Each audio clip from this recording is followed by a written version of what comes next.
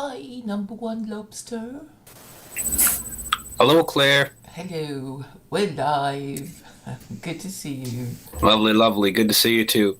I opted to have the camera on this time because uh,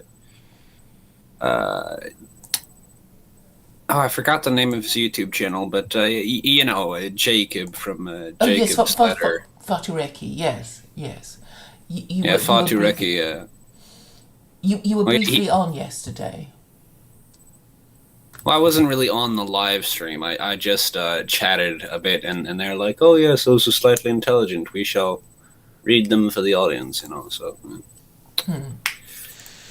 Um, Yeah, I'm actually like really glad that you introduced me to that whole set. They do seem they do seem sort of a like it's nice. I think that I rather like those people, at least Fatu Reki himself, and uh,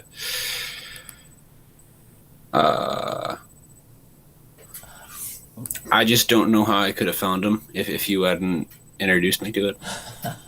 Yes, I mean he just likes consorting with Christians for some reason. He has a lot of them showing up on his stream, asking him questions and stuff like that, and yes, But so it's that's his because he's a Jew who speciality. doesn't live in Israel. Like you kind of have to, if you want to deal with people that are not completely like morally impoverished, you basically have no one else to talk to but Christians. Well, I guess there's Muslims as well, but Muslims do tend to be even more biased against Jews than Christians are, and not all Muslims, of course, but a lot of them. Yes, yes, they feel it is their Muslim Islamic duty to hate Jews. That's how a Yeah, lot of them behave, and of course it's over Israel, and I guess it won't ever yeah. No, my change. my opinion on Israel is that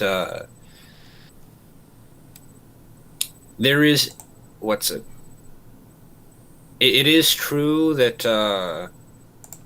that the Jews must return to Israel at some point before Christ can return, but the current the current like democratic and largely secular nation of Israel is not the just not the right way to go about it for many reasons. One of which is that I think that Jews have to embrace Jesus Christ as the Messiah before they can before their claim to Israel will be fully to the land of Israel will be fully legitimate. Hmm. Well, okay, my little view, and I'm not really That's a very much crazy. that's very. I was just gonna say that's a very much a religious point though, Yeah, whereas what it's a you prefer to Christian talk about is viewpoint, philosophy. which is Well, that's why yeah, Christians are Zionists. Yes, that's why Christians are Zionists. that is why some Christians are Zionists. If a Christian, well, what's it like? I don't support the current Israeli regime overly much because they're not entirely nice to Christians and they're rather too secular. Like even if you were going to have a Jewish state and not a uh, and not a state that properly like what's it like it would be one thing if it was like a strictly Orthodox Jewish nation, but the fact that it's like a largely secular Jewish nation is just like that seems kind of improper. Yeah, I mean, I think that's the whole thing. I think But I've Muslims. heard enough Orthodox Jews complain about secular Jews to know that there's something slightly fishy about not about Israel in theory. I have nothing against an Israel. It's just the current particular Israel which exists that is like that ain't quite right. Yeah, because it's a liberal democracy, and it's a liberal democracy promoting globo homo, which is the policies of Sodom and Gomorrah. So obviously it doesn't feel Mm. right. And I imagine the Muslims have always resented a liberal democracy in the middle of the Middle Well, East, which is I don't supposed to be think run by Sharia. I don't think that they resent a liberal democracy. They just resent any kind of liberal democracy that is not like sort of strictly, that is not modified in order to fit the strictures of Islam. You know, like what's it like? Well, I suppose a good example, you know, is that Iran is one of the most democratic countries in the Middle East, and it's also one of the most conservative and sort of strict. One could almost say extremist. Well, it is a theocracy, and nobody. I mean, that's not in question. And but it before it became a theocracy, before the Iranian Revolution, it was quite liberal. There are lots of pictures of Iranian women, you know, looking like, well, Western women in the 50s. So, Yeah. but I think the whole idea is to say, you know, we don't want to be Western. We have to do things our way in order to get away Yeah, from your and they're control. willing to shoot themselves in the foot to a certain degree in order to achieve that. What do you mean? Well, what's it? I don't think that they're like intentionally impoverishing themselves, but that they're what's it? Some of these people, it seems like they rail so much against Westernism that they hmm, what's it? Oh, that. I can't actually. I was gonna say it's like, oh, it's they do things which like compromise the wealth or whatever of their nation slightly, but I can't actually like think of any like particular points to prove that, aside from like, ooh, look at these Muslim countries. The most conservative ones are usually also the most impoverished. The only real exception being Iran. Iran is like a second world country where most of its neighbors are third world countries, and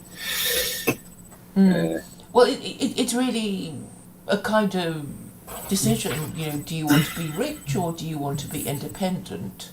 And yes, and again, like as I said, you know, it's like that's not a complete dichotomy because Iran is both semi-wealthy and completely independent. So so really, the only countries who are capable of defying the right of the might of America and its allies is China, Russia, and Iran.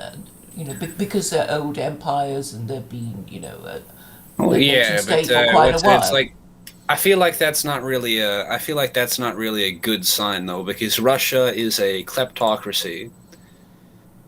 You know, it's almost like the mirror image of the West. You know, it's like where the corrupt Western leaders use liberalism as a justification for their nepotism and wealth extraction.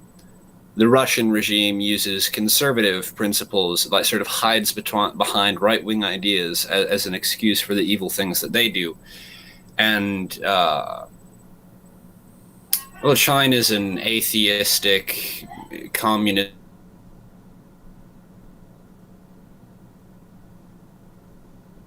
Oh, the sound went. Irredeemably evil. Sorry, I missed out your last sentence. If you don't mind saying it again. Oh, what I said, what's it? A sort of state atheist communist regime, and that should be virtually the only thing anyone need hear about them to know that they are evil.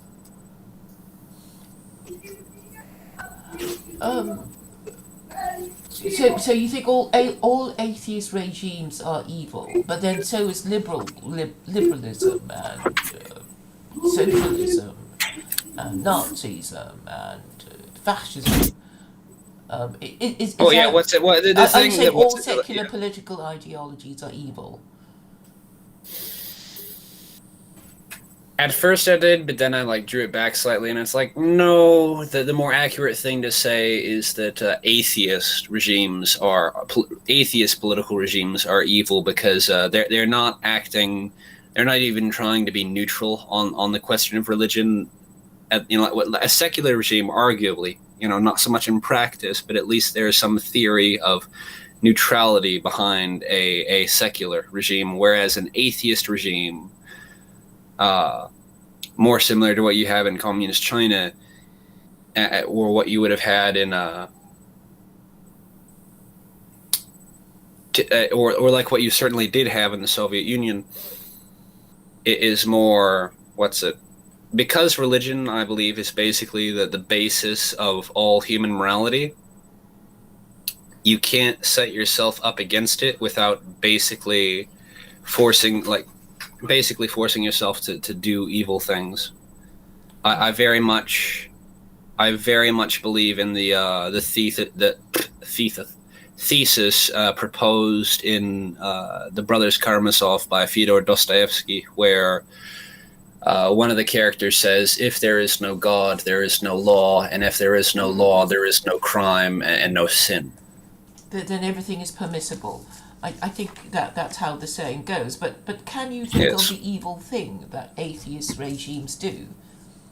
Well, in the case of Nazi Germany, though it was not completely atheist, they used the Catholic and Lutheran churches for propaganda, but at the elite level, they were atheist. There is, of course, the innumerable, sort of ethnic crimes and the Holocaust and things that one hardly need speak of. But in the I Soviet think Union, Nazis of course, are there meant was to be idolaters. They wanted to go back to neo-paganism. Some of them were. There was like a weird middle. Well, they were trying to establish. The top was sort of a weird religion. mix. The top was a weird mix of like people who wanted state paganism and people who were like scientific atheist progressive types, which is probably one of the reasons why their regime was able to fall. They weren't completely cohesive. Yeah. We know that Hitler was critical of Christianity and had said nice things about Islam. So, yes, but he said nice things about Islam in a way that I'd consider to be somewhat illegitimate. It was purely he liked the sort of the customs of it and the sort of warrior aesthetic of it, and the fact that it's a slightly germophobic religion, and of course he was notoriously germophobic. That's one of the reasons. That was one of the main reasons why he was vegan. Although he did have some sympathies that we would consider to be like animal rights related today. What do you mean germophobic? He was He was disgust sensitive to the point of absurdity. Like he thought of whereas a normal person back then would have been a vegetarian because they think meat is cruel. He felt that meat was almost more unclean. Right. And also in the way that he characterized his enemies, it's like, I don't, well, whereas a more ordinary person would characterize their enemies as being evil, as being, whereas the way that a Christian would characterize their enemies is like, oh, everyone having free will, sinners are effectively criminals. They're deliberately doing something which is improper. That there is it's not that there's no impulse which drives them to do it, but the sort of the basic impulses of temptation are rather universal, and those who fail to resist temptation are not they are not a different species from us. They are not some kind of special mutants. They are just incompetent. Well, not incompetent. They are deliberate wrongdoers, whereas who must be punished. Whereas the way that a more secular, progressive type person, like a Nazi, or to a lesser degree a communist, sees the world is that no, people who do wrong are mutants. They are, there is no free will. People just do what their instincts tell them, and people who do bad things have bad instincts, and therefore there's no point punishing them because that will not change them. You have to remove them from the gene pool via either death or castration. Do communists believe that? I'm sure they did punish communists, so far as they acknowledge the validity of science, do. It is. That's why I said to a lesser degree, because you are correct. Like most communists buy in much more into the blank slate thing. it's not so much that they think people have free will in the way that a Christian would. It's more that they think that people are very easy to indoctrinate. Well, They they think that. are. They are. But don't Jews believe in free will, and also Muslims? I mean, surely if you Well, believe yes, in and God, that's why I was making the distinction. What's it? That's why I was making the distinction between secular or between atheist and Christian, and not between Christian and non-Christian, because, well, what's it? I suppose that I reflexively lean on Christian when I should reflexively lean on Abrahamic or religious or whatever, but that's just because I'm American, so I very much see Christianity as the default religion. yes, of course, Europeans would see Christianity as a default religion, but I Not so. imagine. Well, Europeans not so much nowadays. Europeans 20 years ago, probably. Europeans now, it looks like things are starting to change. Well, yes, but the point is that to be European was to be Christian, because to be Christian was to take on the religion of your monarch, which was how things were run in Europe. Yes, Before the which is sort of American like a weird Revolution. kind of what's that. I don't want to completely derail things, but when you mentioned to take on the religion of your monarch, that reminds me of something, which is that's basically my beef with the Anglican Church, because it's basically in my opinion the Anglican Church is effectively it's like what's it? It didn't break away from the Catholic Church for legitimate reasons in the way that Lutherans would have. The Lutherans were like. Please explain the different reasons. Well, the Anglican Church, it's certain. What's it? The Anglican Church was born for basically purely political reasons because King Henry needed to secure an heir, and because he had bad luck with his many wives, he had to go through like several of them in order to get a son. 3. Yes. Yeah. And then he ended up going because he had didn't he have 8 wives by the end? 6. Okay. No, I confused him with Tsar. I confused him with Ivan the Terrible for a moment there. It was Ivan the Terrible who had 8 wives. Oh, I didn't know that. But anyway, if Henry. Oh yeah. No. Anyway, the point I was saying is that it's no real secret that Henry VIII basically created the Anglican Church for purely political reasons. It's because he wanted to be his own pope. Yes, he wanted to be his own pope, and it's a sort of weird kind of I don't want to say monarchist idolatry, because I don't think that all monarchists are idolaters, but well, it depends on what religion they are, right? Yeah, it is at least a particular the Anglican Church at least was founded upon a particular a particular idolatry of the British monarch in a way that seems uniquely improper to me.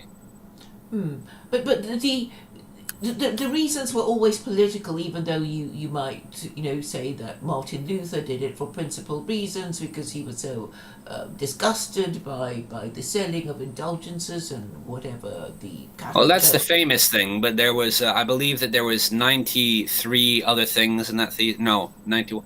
Was it the 95 thesis, the 94 thesis? I can't remember. 92, it was some that's number what it was. like this that he said was wrong with the Catholic Church, wasn't it? And it's like, I got 99 problems and the Pope ain't one. Ooh.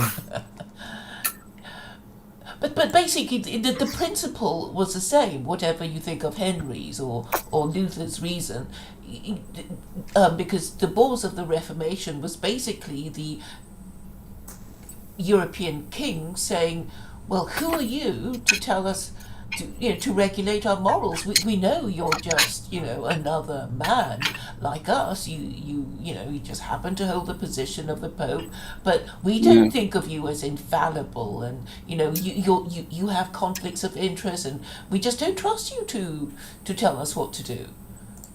So, and I think, Yeah, in and this regard, they would be right. But the other thing I wanted to say to you about Henry, if Henry had been Muslim, he wouldn't have needed to, behead or divorce his wives. He could just keep taking them until, he found one that would produce him an heir. So, the bloody wars of yeah, the English Reformation would have been unnecessary if Henry were already Muslim. And I think, yeah. what the Well, Catholic also Church. is not. Hold on, I may be wrong, but I do believe that there actually are some. They might be quite new. They might not be. I don't actually know. But I believe that there is actually like. Oh, never mind. Go on. What you were saying. It was a foolish thought. Oh, um, I'm sure you'll develop it a little bit more, but really, what I'm saying is that a lot of the problems that was caused by the bloody wars of the Reformation in Europe. I mean, it was actually called the European Wars of Religion. That was what the Hmm. Reformation was all about, and I think Christianity is more or less um, been shown to be not capable of reformation. It has been superseded by the secular political ideology of liberalism, and that I think Well, yes, but came from I think that's America. rather. I think that is something. I think that is something which is incredibly. What's it? The sort of secular liberal regime. I think that it's very temporary. Like I feel like Christianity was able to putter along for 2,000 years for a pretty good reason. Yes, Mainly that there are some inexorable fundamental truths uh, which are at least as true as what is in Islam, and well, like probably the no hide more laws. true than what is in Judaism. Else, it wouldn't be more popular than Judaism. Well, Uh, I mean, the reason why Judaism would be popular is nobody enjoys being persecuted, for their religion and having more restrictive laws than I the mean, people you around say them. that, but there is a what's it? I feel that there actually are a lot of people in the world, at least today, who have very much a sort of a martyrdom complex. They want to be oppressed, and well, because there's people like Jesse Smollett who will actually stage fake events of oppression occurring. So I'm not sure how much I buy that idea that Judaism was unpopular because nobody wants to have a history of oppression or whatever. Nobody wants to be oppressed for their faith. Well, because the process of converting to Judaism is well a higher threshold than being converted to Christianity, and also Mm. Jews don't proselytize. So, the Orthodox, you know, turn you away at least 3 times to make sure Hmm. that you're really that keen. Because they'll always say, you'll be happy as a righteous Gentile, who Hmm. obeys the no hide laws. So, and talking about the no hide laws, this is really the crux of the matter, because the no hide laws include forbidding idolatry and blasphemy, and Hmm. therefore that the question of whether Christianity is idolatry comes up, and because whatever Jews and Muslims think of each other at the moment, theologically they are agreed with each other on the oneness of God. And therefore Christians are the odd one out, and my thing is that if God exists, He's not going to just agree to disagree with the Gentile when the Gentile knocks on St. Peter's gate and say, oh, you think I'm Jesus, we'll just agree to disagree, come on in. Well, I mean, yeah, but He'll the be trouble with that is like, what if God actually is Jesus? Like, what if Christianity actually is true? well, it seems unlikely, because it cannot be explained even by Christians how it happened. I mean, there's no scriptural authority. It was just kind of made up over the centuries. I mean, where Yeah, did it well, come there from, this is in idea my of the religion, but Trinity? my religion is also uniquely small, and many people consider it to be uniquely absurd. So perhaps I shouldn't talk too much about that. But isn't Christianity, sorry, Mormonism, an offshoot of Christianity? I mean, it's all about the general idea that Jesus is What's divine. Well, yeah, Jesus is divine, but we recognize him as he is literally, he is the Son of God. He is not God himself. He is a God, not the God. But I suppose if you're Jewish or Muslim, you think, oh, Mormons think Jesus is divine. That's idolatry because that's how they Well, we think. don't worship Jesus. We recognize what Jesus is the king of the earth, whereas God is the supreme father of all of humanity in particular, but living things in general as well. And So do you pray to Jesus or to God when you pray to God in the name of Jesus. Jesus is the sort of intermediary force. The not intermediary force. That's the Holy Spirit is the intermediary force. Jesus is the sort of intermediary person who sort of what's it?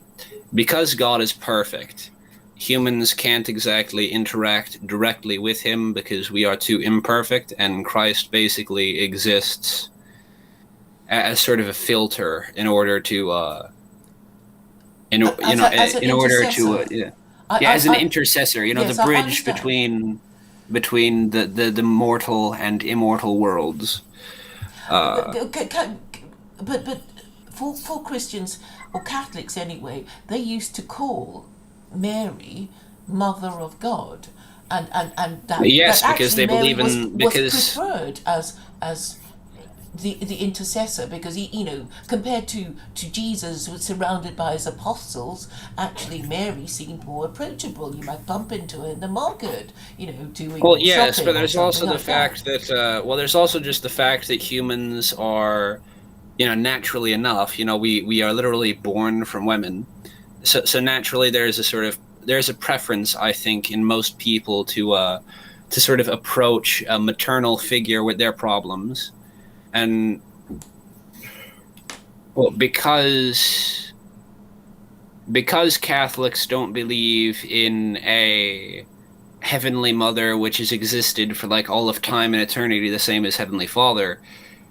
Catholics sort of have sort of they've made sort of an ersatz heavenly mother out of Mary, which I think is rather improper. Yes, I mean, I have to tell you a little story about. I come from a Buddhist Uh, background, and mhm, near my home, my parents' home, there is this Buddhist temple, and mhm. there was something curious about the Buddha statue, because I mentioned it to my mother that he looked very feminine. And she said, "Oh, Oh, um, it was a skinny Buddha. yeah, well, he was a skinny Buddha, a very feminine Mhm. Buddha. I still have the picture somewhere on the computer. I'll send it to you." Femboy Buddha. Yeah, I mean that's the thing, and I said, well, why is he looking like a girl? Because there are all these sort of fat Buddhas that I'd seen, so it was Yeah. quite unusual. And my mother said, oh, it's because when people pray, they just prefer to pray to a pretty woman, than some Uh, fat guy. yeah. And, Yeah. and, and this is it. I mean, this is the thing about idolatry. You're not. You don't. People don't even care who whether they're praying to the right entity or not. As long as it attracts visitors to the temple or whatever. Yeah, although what's the thing with, with Buddhism is that what's it having its roots in India. There is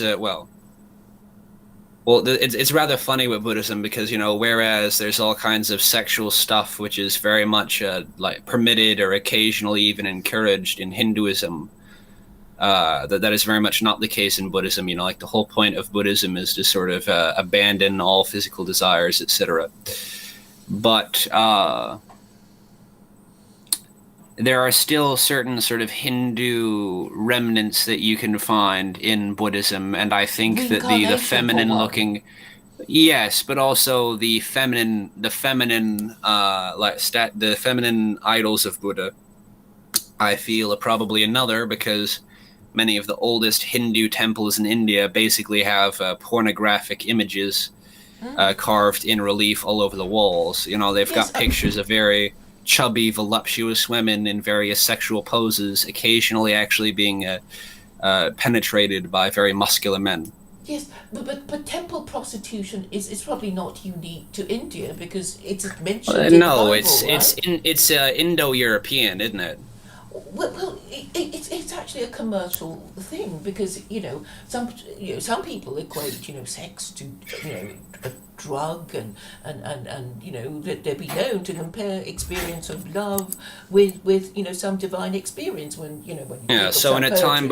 in a time before Cephalus evolved, it immoral, though an Abrahamic person might see it, temple prostitution in most other religions rather makes sense because before Cephalus existed, it actually was like a rather harmless sort of fun for people to have that Yes, draws visitors and money yes, to, yeah. yes, yes. So Although so the funny thing about that is that what's it like in Japan, of course, you know, being Buddhist, you couldn't actually have the prostitutes in the temple because you're supposed to be free of physical desire. So what they would do is they would literally just the brothels and the sort of the entertainment districts where all like the brothels and the dancers and the gambling would be built on almost literally across the street. They would be built nearby to the temples. yeah, I mean, like for the World Cup, brothels would be built or prepared, for the spectators, the sports fans. So I guess where men gather in large numbers, it's always useful to have a brothel here or there. Um, Yes. so, but I mean the whole point is that I guess. Although, of course, as what's it? I feel like God has pretty clearly made his opinion known on that one because it's what's it? I don't think it's any real coincidence that the number of sexually transmitted diseases in existence has increased over time. Yes. So it's kind of like, well, once you solve one problem, another one pops up, just to challenge you. Mm-hmm. And that's how it is. I mean, there's this Christian expression: these things are sent to try us. Oh yeah. Well, there's something similar in Islam, isn't there? Is uh, I can't think of like a particular sort of short saying like that, but there is just like a general idea that like God makes life difficult on purpose so that you can prove how powerful and virtuous you are. Well, yes, the Book of Job is a case in point. Oh yeah, no, that is an example of that same thing within Christianity and Judaism as well. Uh, and of course, in the New Testament, Jesus says, "What's it? You shouldn't judge people's righteousness based off of their wealth, because God sends the rain down upon both the good, both the righteous and the wicked." And Well, we are to be what's it? tested Like, in yeah. different ways. Just because Oh we're yeah. rich and powerful doesn't mean that the test is over. We'll just have a different kind of test, right? Oh yeah. Well, like many people would argue that they'd be sort of more. What's it? Many people would argue that trying to be rich and virtuous is more difficult in many ways. I don't think that's really true. I think more like you said, it is just different challenges. You know, where a rich man has to worry about the temptations of drugs and all sorts of things that are much too expensive for ordinary people. Uh, the impoverished people have to worry about the temptation of thievery and uh, low things like that. Well, I suppose if you're the most powerful person in your country, in your empire, then you would be the emperor. And I guess if you're the emperor and you do wrong things and you cause evil, then you're going to be punished all the more for your wrong decisions that went against Yeah, the I rulings feel of that God. what's it? Uh, I feel that God very much judges what's it regardless. I feel like the method of government, like be it democratic or monarchical or whatever, is rather irrelevant because people will always get the leaders that they deserve. And I feel that if good people end up getting a bad leader by accident, it will not be very long until they turn him out. But I rather feel that bad leaders are occasionally sort of kept in power through semi-divine intervention because the people are so horribly wicked that God basically wants them to suffer the consequences of their actions. Yeah, but I mean, this is really okay. Have you heard of the mandate of heaven? Yes, I believe that we've talked about that before on your live streams, actually. Oh, good. Oh, good. So the purpose of the mandate of heaven, whether it's true or not, is to just remind the emperor of China that he shouldn't think that just because he's the most powerful Yeah. person in China that he won't get punished because Oh, yeah, because the peasants literally have the moral authority in Chinese philosophy to burn down the capital if the emperor is being a dick. well the mandate. Okay, all countries, all emperors are presumed to to have the mandate of heaven at the beginning of their reign, but it can be withdrawn, and the signs of it being withdrawn would be natural disasters, famine, pestilence, Hmm. invasion, and revolution. So, that's how you can tell when the mandate of heaven is being withdrawn from the emperor. Yes. Which is I, kind of simple, and you can't really argue against that because it's well, yeah, obviously true. It's a I truism. do feel that that is true, but I also feel that that's not just the mandate of heaven is not only top down. I feel like the mandate of heaven is also bottom up. Like I feel like if the peasants, if the ordinary people are terrible and corrupt, they will lose the mandate of heaven in the sense that they what's it they will end up with bad leaders who make bad decisions or whatever, like as as punishment and all that. It's what's it? Oh, It, oh it yes, goes both yes. ways, I Yeah, I suppose, mean is the the thing I was gonna saying say. the saying that people deserve the government they get because often the people complaining about their government are just as corrupt as the ruling classes they complain Hmm. about, perhaps even worse. Yes, the only sort of case, a country in which I'm not 100% sure about that is North Korea. I'm not sure how complicit, like how much the average person living in North Korea can be blamed for the circumstances in which they live. But with regard to virtually every, to well, not just virtually, to literally every other country on Earth that I'm aware of, I feel that there is actually something that ordinary people can do. Even if you're in a terribly unstable African country, even if there's all kinds of warlords and people that are horrible. I mean, if nothing else, you can try and start your own little war band and try to do things better than everyone else is doing them. Mm-hmm. So yeah. But of course, it's like, what's it like? I don't know. It's what's it? I am not perfect, so I hesitate to be judgmental of anyone, especially people who are as oppressed as the people of North Korea. But I do wonder occasionally if it is perhaps the case that they really could revolt and burn everything down if only they were what's it? But they're just sort Well, of too we don't cowardly know. not to. I guess Yeah. only God knows. Assuming it is Oh true yeah, that He because it's the created bloody Hermit Kingdom, humanity. isn't it? Nobody knows what's happening in there.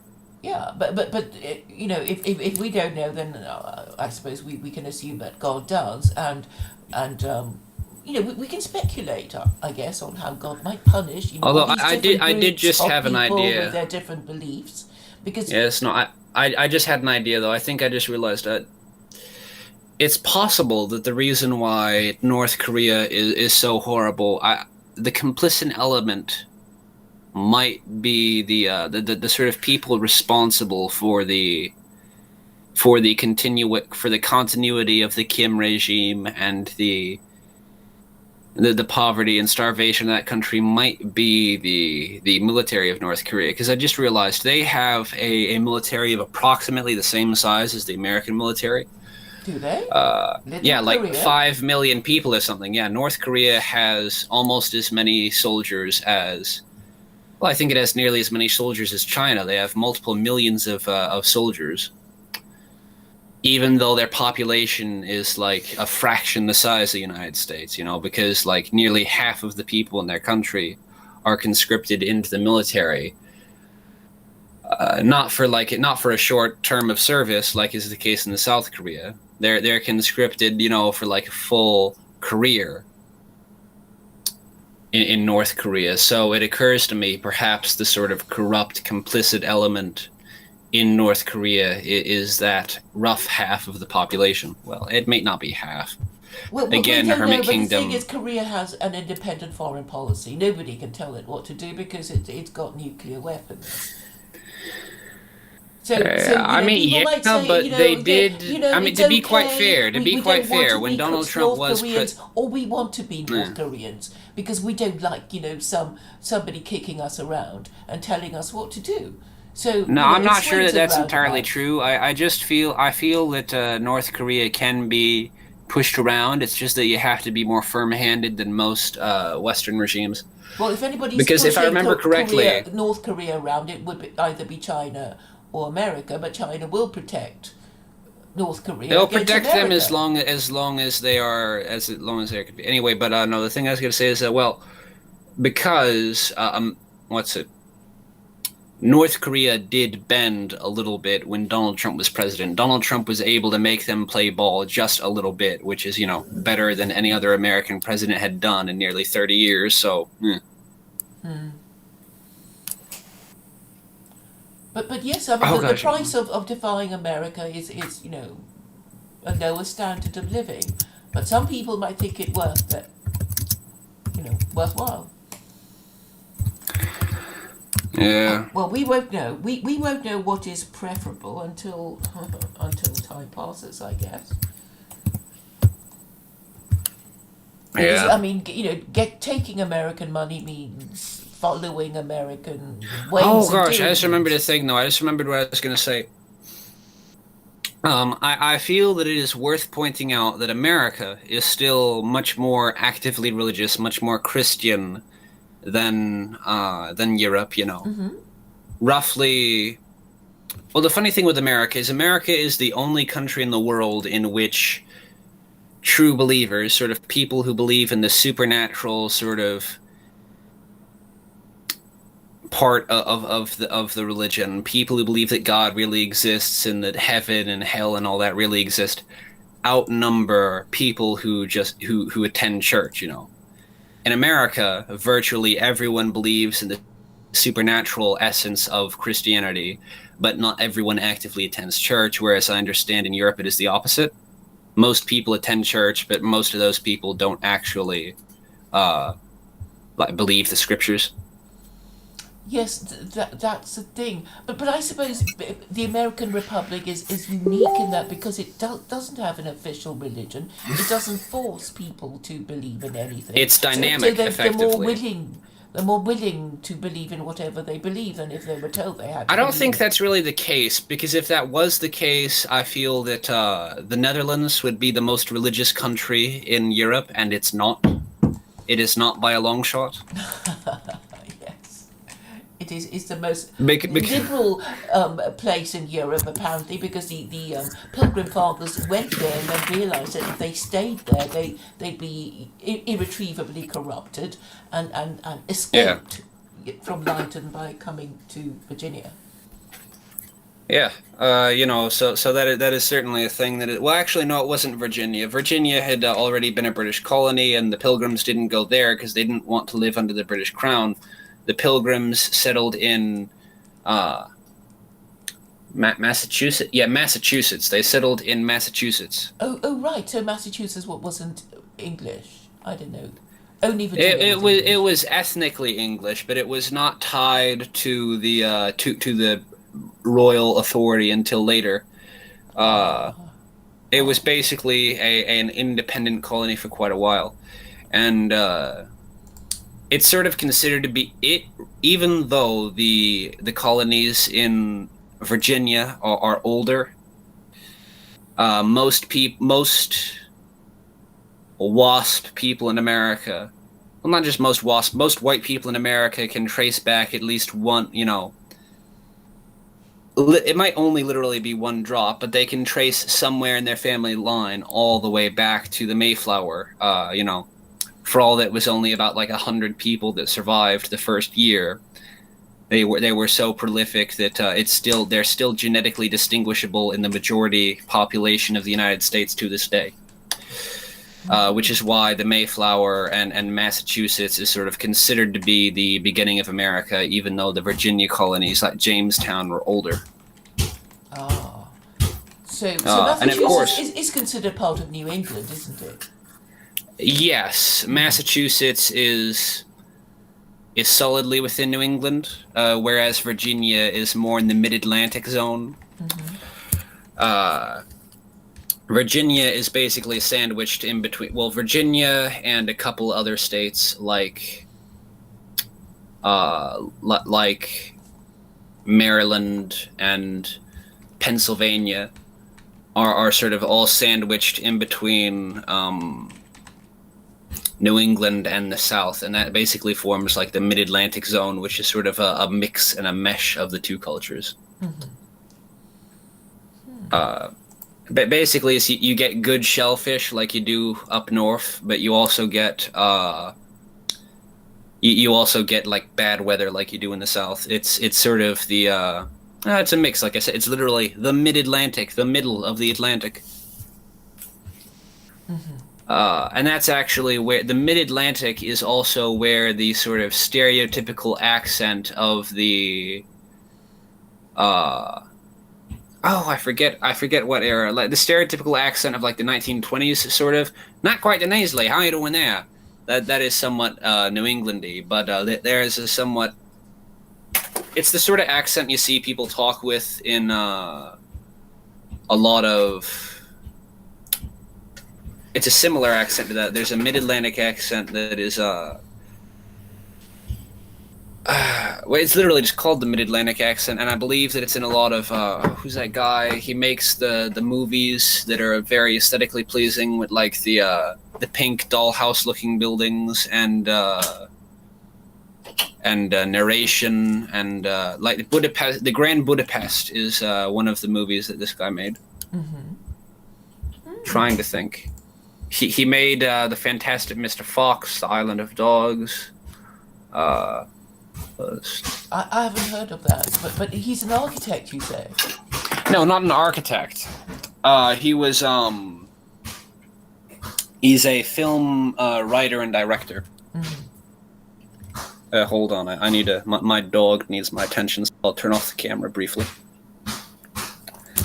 Is he wagging his tail or something? Well, no, it just my brother left the door open, so he walked into my room. Would you like to see him? Yeah.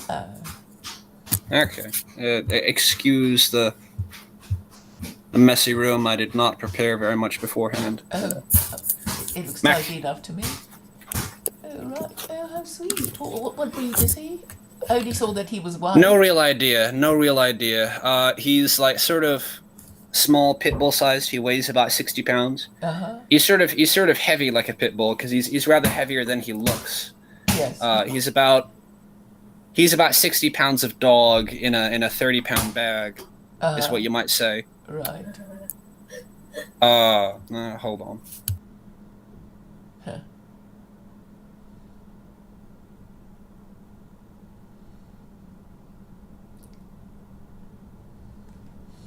Oh, he's muted himself.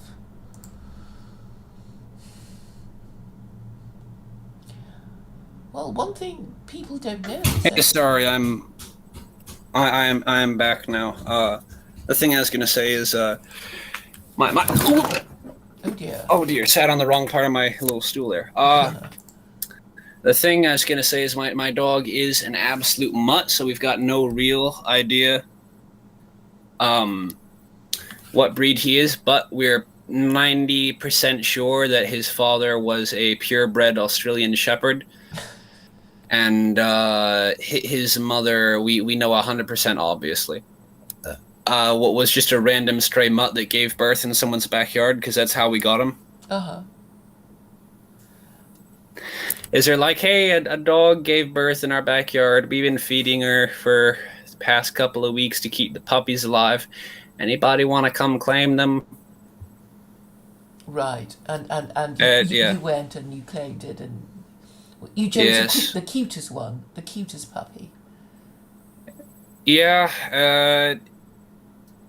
I don't know. Maybe it seems we might have chosen the smartest puppy as well, because some of the other people who got puppies from that litter that we've stayed in contact with complain about their dog being. It's like, oh my gosh, no, we got Mac's sister. He's so stupid, and it's like, is she though? Or are you just terrible dog owners and you don't know how to do anything? So that's the thing. Yes, Yeah. I mean, dogs have a potential too, to be smart if you train them properly, and some Yeah. people think it's cruel to discipline them, but I think, I guess if I were a dog, I'd like to be thought of as a well-behaved one, rather than Yeah. a one that you just. Well, the sort of thing is, hate you just have to discipline them in a way that, well, you just have to discipline them in a way that's pretty similar to what another dog would do if they were living in a pack in the wild. Mm-hmm. You've got to pinch them a bit when they misbehave. You've got to growl at them a bit when they misbehave. And if they do something really out of line, you gotta flip them over and pin them down.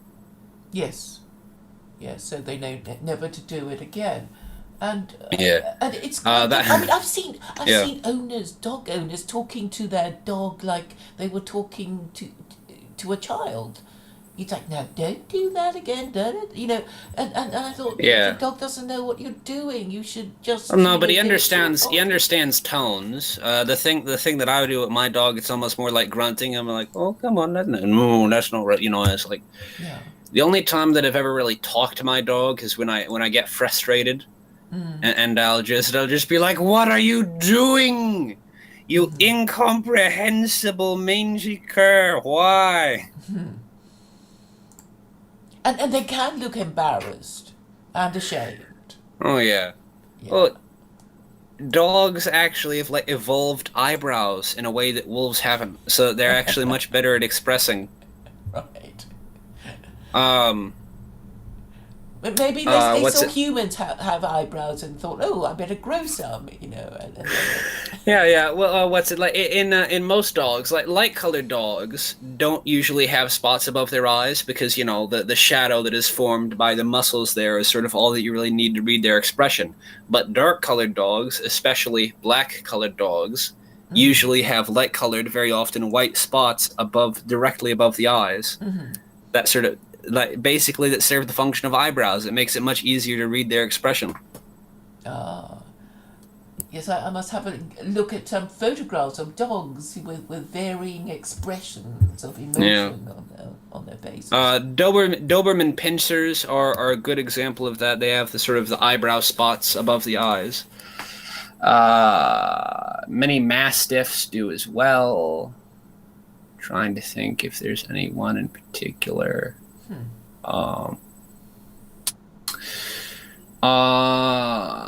What are the German ones called? The big black German ones. They were bred for defending the butcher's shop and pulling the butcher's little wagon. What are they called? I don't know. Never heard of such a thing. They're like a big. They're like a big black angry looking mastiff. They're a type of mastiff. They're a specific. I've never heard of such a thing, that you let a dog look after the meat in a butcher's shop. Well, not look after the meat specifically, but it would just be sort of in the front room when the shop was locked up at night. Obviously, a dog being a dog, you have to lock up the meat as well. But it would be a a dog guard can't tamper. Yeah, a guard dog. But they're also quite physically powerful as well. So in Germany, sort of I don't know if it's really true, if it's just something that dog breeders tell you to make them sound more interesting. But this particular breed that I'm thinking about, the sort of the lore behind them is that they're bred to have to be really heavy bodied and powerful, not just Rottweiler, yes, that's what it was. Rottweiler. Mm-hmm. Yeah, they've got light-colored eye spots above, light-colored spots above the eyes. Mm-hmm. Yes, You know, so so as yeah. with dogs, the same with one's children. So, if by not parenting our children properly, we Yeah. might mess up their lives because or they could be learning all kinds of things that we never Well, bother I'd say it's teaching it's them, much more whatever. important. It's much more important to raise a dog correctly. Well, it's important to raise children correctly, obviously, but you know, children, unlike dogs, are sort of self-conscious of the fact that they have free will, at least past a certain age. Mm-hmm. So if their parents do make mistakes or are neglectful or whatever, there is some chance that as the person grows up, they might better themselves. They might they might make up for the mistakes of their parents, so to speak. Mm-hmm. But that sort of thing can't happen with dogs. If a dog is trained poorly, someone else has to untrain it and then retrain it. Right. And it's much more difficult to deal with a problem dog. Well, maybe not more difficult, but it's sort of It purely external. Yes. Well, it Whereas sounds dealing like with a problem re-education, person like is re-education camps. Like, oh, you're a badly yes. trained dog. We're gonna, retrain you and re-educate you, and they sometimes do that to Oh humans. yeah. Yeah, there's certainly people who try to do that to humans, and oof. History is grim sometimes, isn't it? Well, there was a program on Radio 4 this morning that I managed to catch, and it was about psychology, and it was saying, should we stop people from, accessing certain facts because once they believe that something happened, it will be very difficult to remove from their minds that it didn't, and they will act on that belief, and it will be maybe a little inconvenient for the government, or words to that effect. I'm going to give you the link now, but you may not be able to listen to it because it. I'm not surprised. That sounds like very typical European tyranny. Now I don't mean to say that American politicians wouldn't consider the same things. It's just that, well, what's it? When American politicians and media personalities talk about things like that, there's almost an element of like dark comedy to it because it's like, oh, these people can't actually do these things to us, but gosh, it's a bit scary to consider the fact that they rather want to do these things to us. Mm-hmm. Whereas in Europe, it's not just that the government can do those sorts of things to you, it's that the government actually is already doing things like that to you. Yes, yes. It's horrible. Yes, I mean, there's. Well, you can't really stop them, and that's why it's so important that the morals of our ruling classes has to be regulated by some moral system. And right now they just think they can get away with anything because in I would say that it goes both ways. It's like, yeah, it can be the case when a good leader will. Well, no, I'm not sure that I really believe that. what. I was gonna say it sometimes can be the case that a good leader can redeem a bad people, but aside from Jesus Christ, I'm not sure that that's really true. I feel it is much more often the case that good people, a good and virtuous common people, what you might call a proletariat, must sort of rise up and depose immoral leaders and replace them with decent people. Yes, But but only if yeah. they care about the principle of the thing, and if they don't Well, and even I know what a suppose that's the thing I was principle going to is, and say they is that, don't. yeah, It's like if you don't have a religion, you would know what a principle is, yeah. would you? I mean, Well, that is sort of literally my point. Is what's it? It's not that I think people who aren't religious are incapable of understanding morality. It's just that religion is sort of the source of all morality. It's like what's it like Western atheists still think like Christians because Christianity is so deeply the framework of the West. To a lesser degree, sort of Greek pagan philosophy is is fundamental to the West, but so far as so far as Greek pagan philosophy is fundamental to the West, as so far as it's filtered through Christianity. Well, So I think yeah, most religions would have, a few stock ideas about, justice, truth, reason, yeah, and what laws we would like to have, which is, contained in the no-hide laws. I think we can all agree, whatever race, country or religion, that there should be laws forbidding murder, theft, sexual offences, sexual immorality, um, yes, unnecessary cruelty to animals, and that there should be a court and legal system to enforce yes, these laws. So I think that, if we can just agree that these are universal and eternal, we've already got, the rest of the world interested. And the last two things, the last two uh, um, items of the no-hide laws, I've just stated the other five, is that of idolatry and blasphemy, and that's controversial because atheists will say, oh, that's, you're infringing on our freedom of belief and freedom of expression. yes, which is something that I don't really consider to be entirely legitimate. And of course, well, the other problem that you've often pointed out, uh, though perhaps I shouldn't bring it up because you haven't, perhaps you're well. I don't. Well, the thing I was going to say is perhaps you've often brought up the controversy of of idolatry, because although Christians will very rarely, well, not very rarely, although no Christian of any denomination whatsoever will ever admit to idolatry or say that idolatry is a good thing, there are very many things within various sects of Christianity which strike you as being idolatrous. Okay, my take on idolatry is really very simple. If you believe in the whole narrative of the Abrahamic God, Mm.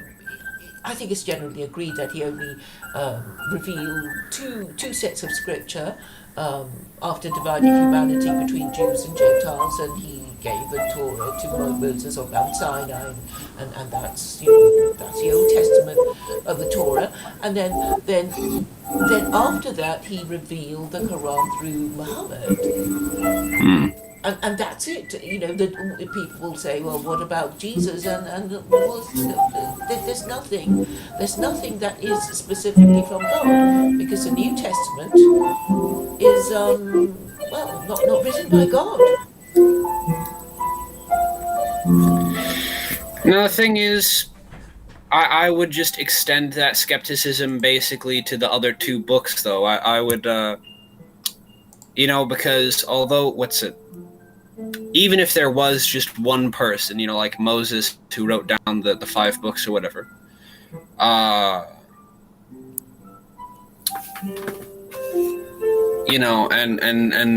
like Muhammad didn't actually write down the Quran. The Quran was collected by his followers after he died, so there is plenty of room for error in that.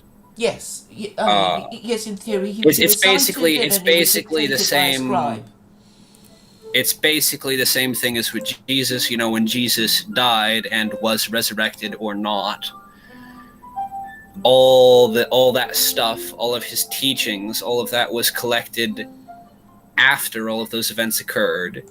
Much of it was collected even after the death of the original, or the deaths of the original, well, the 10 who we know for certain died, and the may or may not have died of the two, was it John and somebody, never mind. The point is that it's like I do agree that, like, oh yes, the New Testament, even if one believes it to be true, is imperfect because it was written down by men. But I just feel like that's sort of a non sequitur, because I feel that is a criticism which can be leveled against every other holy book in the Abrahamic tradition. Indeed, I would agree with you there, but I suppose for Jews and Muslims, they have a different narrative, and they say, well, you can think whatever you want to think, but we are supposed to believe that the Torah was handed to Moses, our teacher, on Mount Sinai, and Muslims have to say we have to believe that the Quran was revealed through our unlettered prophet Muhammad, who couldn't read or write, through God or Gabriel or whatever the narrative is, and that's it. But I just happen to think that the Quran is the best available guide to humanity, because I think the rules are fair enough, and that would protect us from being from having corrupt and bad laws imposed on us by our ruling classes who don't care about us. So that I think is the immediate benefit, because if you have a set of rules, you can always refer to them, like you're playing Monopoly. You have its rules. So if you think you're another player's cheating, you can go to the rules. But if you never have any rules and you don't even know what the object of the game is, we're just going to be exploited by our ruling classes. And the in the UK, I'm sorry, I just find it too distracting, the music in the background. Oh, my Paisley hold on. Yeah, that's my sister Paisley playing, and she's practicing piano in the background. I'm sorry. I understand. I will see if I can change my mic. Because when you mention that, what that tells me is that my mic is working internally. Yeah, there it is. It's working. Yeah, it can filter out the background noise, can't it? No. Oh dear, hold on. Microphone. Hold on. There is actually a microphone built into these earbuds. That should be what's picking up the sound. It shouldn't be the. It's not giving me an option for a. Well, it seems to be for an better external. now. I don't know.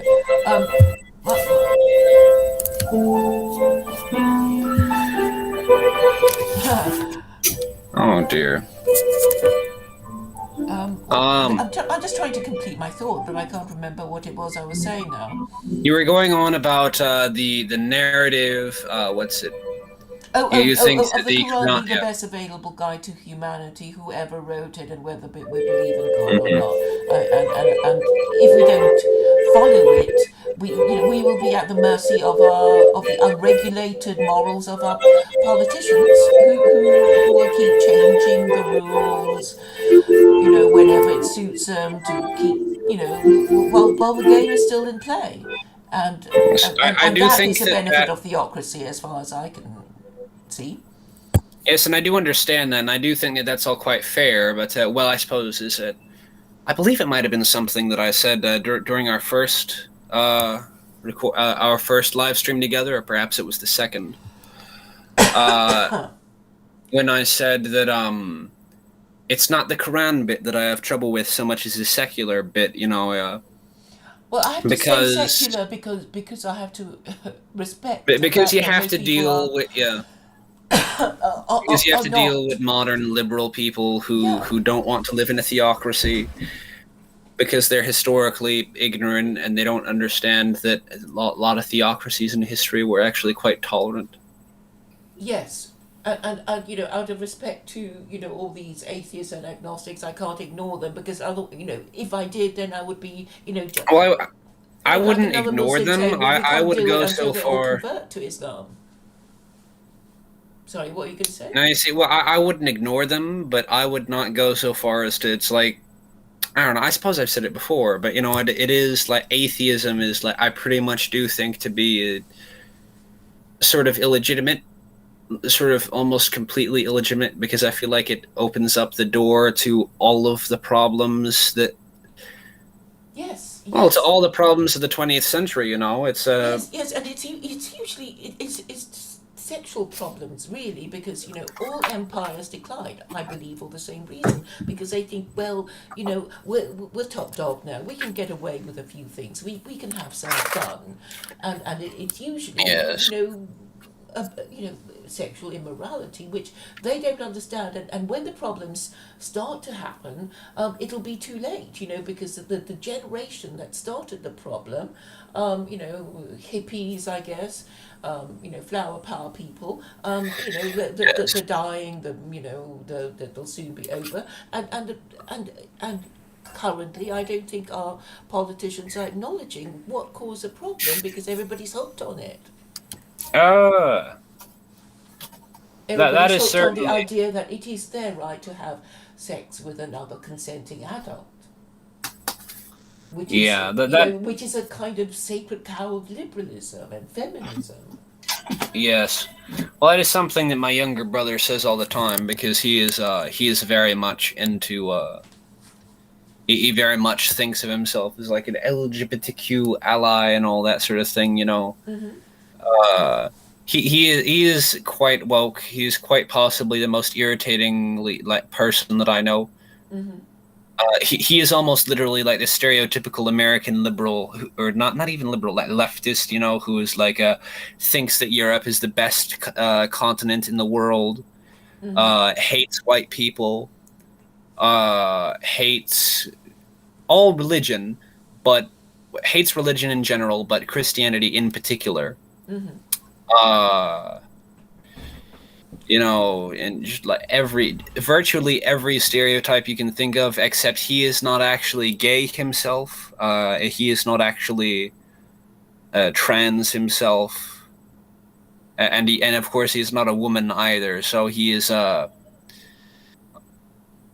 it's sort of more sad with him in that case because there's no sort of there's no element of selfish gain to the way that he believes. You know, it's like I think that he actually believes his beliefs to be true. He's not just in it because, ooh, this gives me power because I'm minority. Yes. Well. He's not. There's no obvious thing like that. Although you know what? No, no, no. I think that there is a sort of a deeper reason for it. Is nihilism. He hates himself. He hates his entire family. He hates America. And I feel that he rather hates humanity in general. It's just that he sort of uses America as a scapegoat. Mm-hmm. And he has no understanding of any of the problems in Europe. Mm-hmm. Uh, Yeah. he doesn't know that the NHS has like 3 day long waiting lines for the most basic things, and like sometimes year long waiting lines for cancer, so that people end up dying in line and all that sort of thing. Mm. Yeah. He's younger or older than you? Oh, he's younger than me. He's 2 years younger than me.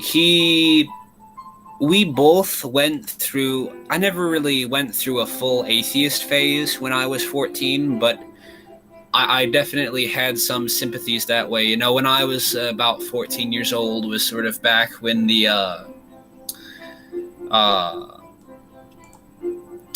sort of the anti-SJW movement sort of started on YouTube. There was back when the Amazing Atheist and Atheism is Unstoppable were both very big. Back when Sargon of Akkad was much more left wing than he is today. Mm-hmm. Back when half the country didn't even know that Ben Shapiro was Jewish because his yarmulke is the same color as his hair. I do understand that black is very much like a traditional color for that, but with the black hair, Would you like to speak to an Israeli Jew who wants to come on the show? I don't know if you'd like to. only if he's properly religious. I have no time for Liberal Jews. None whatsoever. Okay, he's not a liberal Jew, Oh. so rest assured. Yes. So I'll give him the link. I didn't want you to feel. Well, not necessarily right now. Maybe like next week or something. Right. Okay. I don't necessarily want to prepare. I like doing our live streams because it's kind of just chilling. Well, not chilling. Yeah, I It's understand. chill. Gosh, when I say chilling too quickly, it sounds unpleasant. It sounds like, "Ooh, I've been chilled by a ghost." No, it, it's vibing. It's just you're a nice person that I like to talk to, and although we do often talk about political, religious, philosophical stuff, that doesn't feel like I don't feel like we're talking only for those reasons. I just feel like we're talking because we both find those things to be interesting. Yes. Yes. I feel like I can talk to you to nearly anything because I don't just think of you as like a political comrade. I very much do think of you as like as sort of a semi, Bless you. very nearly as a casual friend. Huh. Oh, that's nice. That's nice. Thank you. Thank you for saying that, Lobster. Yeah, and well, I must, yeah, uh, and I feel like what's it like? Well, just because we sort of can do, well, not virtually anything together, but it's like We can think what's it like? aloud. I think. Yeah, I well, think. we can talk about things that are outside the realm of politics. Like I was showing you that like Mongolian the throat singing and all that. It's like we Yes. we've got interests outside of politics, and that is nice to have. Thing I just remembered though is, oh yeah, no, gosh. So to get back to the not the original route, but to get back to a previous train of thought, uh, my trouble with the secular Quranism is very much the secular bit, not the Quranism bit, because like yeah, Islam is rather based. If we could get them to like universally agree to the age of consent being somewhere above 14, I think that would be good. My only real problem with Islam uh, is that it's like people getting married to 9-year-olds that I don't think you will actually be able to find. I know that that's not incredibly common, but like, There's actually a list in Wikipedia of the age of consent of all these, Muslim countries, although it is true that many of them don't have a solid age of consent, that is just because they let the parents make that decision, and the parents virtually always like, no, my child will be getting married when she is 18. Yada yada. I cannot imitate a Middle Eastern accent very well, but it's like, what's it like, because the entire world has sort of got semi-liberal values at the moment.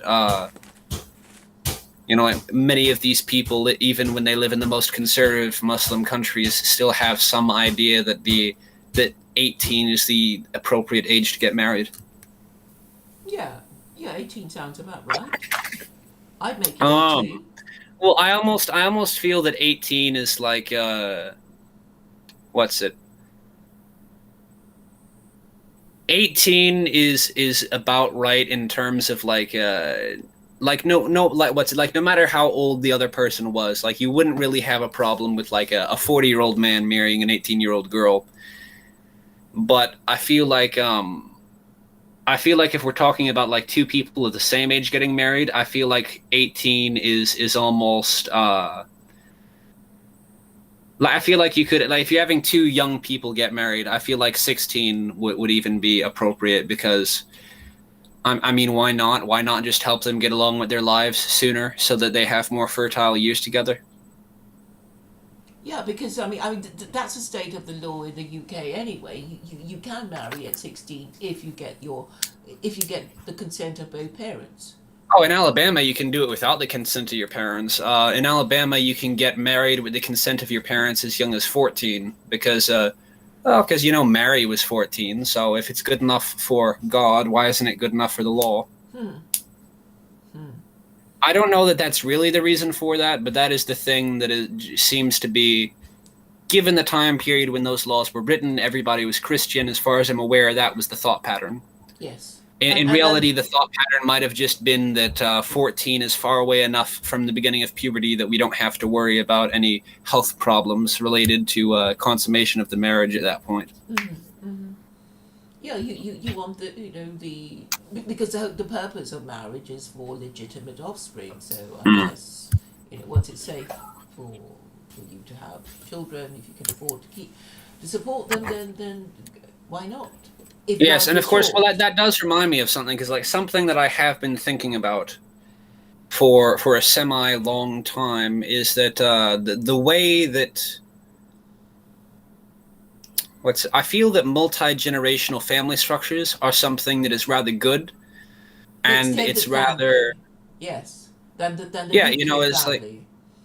yeah, well, not just the nuclear family, not just the mom and the dad and the children, I know but the even extended have the family is grandparents and aunts and necessary. uncles. The extended family is necessary for the full development of the person in the family. So you meet your cousins and your grandparents and your aunts and your uncles. So you have an idea of who your family are. It's not just mum and dad and your Yeah, siblings. yeah, and that is definitely something that I have had. I've not had like the full benefits of throughout my childhood, because my dad being in the Air Force, we've always been moving around. Mm-hmm. I don't believe that we've ever lived closer than about 4 hours to extended family. Mm-hmm. Because what's it like? The last time that we visited extended family for the holidays was when we lived in the Saint near St. Louis. You know, Illinois, Missouri, sort of border area there on the Mississippi River. Uh, when we lived near St. Louis, we drove about 4 hours to visit my mom's family in near Cleveland, Ohio, or no, yeah, Cleveland, Ohio. Was it Columbus? Somewhere in Ohio. In order to, no, it was Cleveland, because my dad was pointing at old buildings from his childhood. Mm-hmm. Anyway, point is that we drove about four, or it might have been a little bit more than about 4 hours, in order to for Thanksgiving to visit, and that was the first time that we had visited them in like 5 years. Mm-hmm. So that is very much something that like I very much wish that I'd had more extended family. But another thing I was going to say is the reason why I bring up having like a more multi-generational household and sort of extended family, not just within the vicinity of the main family, but even like in this under the same roof, is because like a theory, what like an idea that I came up with once, might be complete garbage, may not be, might be a completely ridiculous, frivolous idea that I will abandon at some point, but one can never learn these things without talking about them, so here goes. Something that I've been thinking about is that maybe the proper way of having people get married and have kids would be to have like reasonably young people, like 16 or whatever, get married while they're still in high school, and start having kids right then, and then have the grandparents on one or both sides actually take care of the children, of the babies, Mm-hmm. so the man, at least, although in ideal circumstances I suppose it would be the woman as well, can both complete high school and then complete college if they must, or complete trade school or whatever, so that way basically just that way they're like fully established. It's not just that they've got a job by the time they're 18, but they've actually got like a spouse and kids of their own by the time that they're 18 already. But also because I feel like that would create a more well, create deeper ties as well, and perhaps more investment on the part of like grandparents and aunts and uncles as well. Yeah, I suppose this would can be horrifying to high schoolers now who will feel that they'd be possibly forced into marriage. But there is another way of doing it, which is I guess the Islamic way, which is to say that fornication is forbidden, and if you are caught, you're going to get punished, and Yeah. that actually would make people want to marry, because they're not supposed to have sex, or gay Oh yeah, sex. what's it? I think that the thing that made the thing that made that I feel has caused at least some of the trouble in the West is that like teenagers are. It's not just that teenagers are told you can't have sex until you're married. It's like, oh, you can't have sex outside of marriage, and you can't get married until you're about 20 or so, and you've already got a job and money and a house, and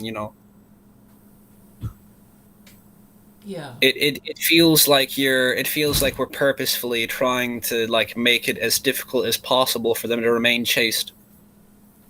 Yes, because of all the movies that seem to encourage fornication. Yeah, Um, no, yeah. so I guess the censorships would the censors would have to actually do their job, because it seems like they don't censor anything now.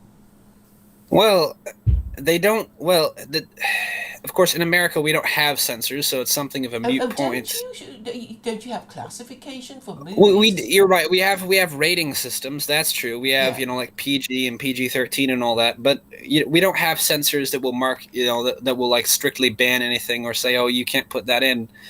They'll just put the age label on it, like, oh, that's fit for 17 and up. Oh, Hmm. that's fit for we're gonna say that it's like, oh, that's R rated.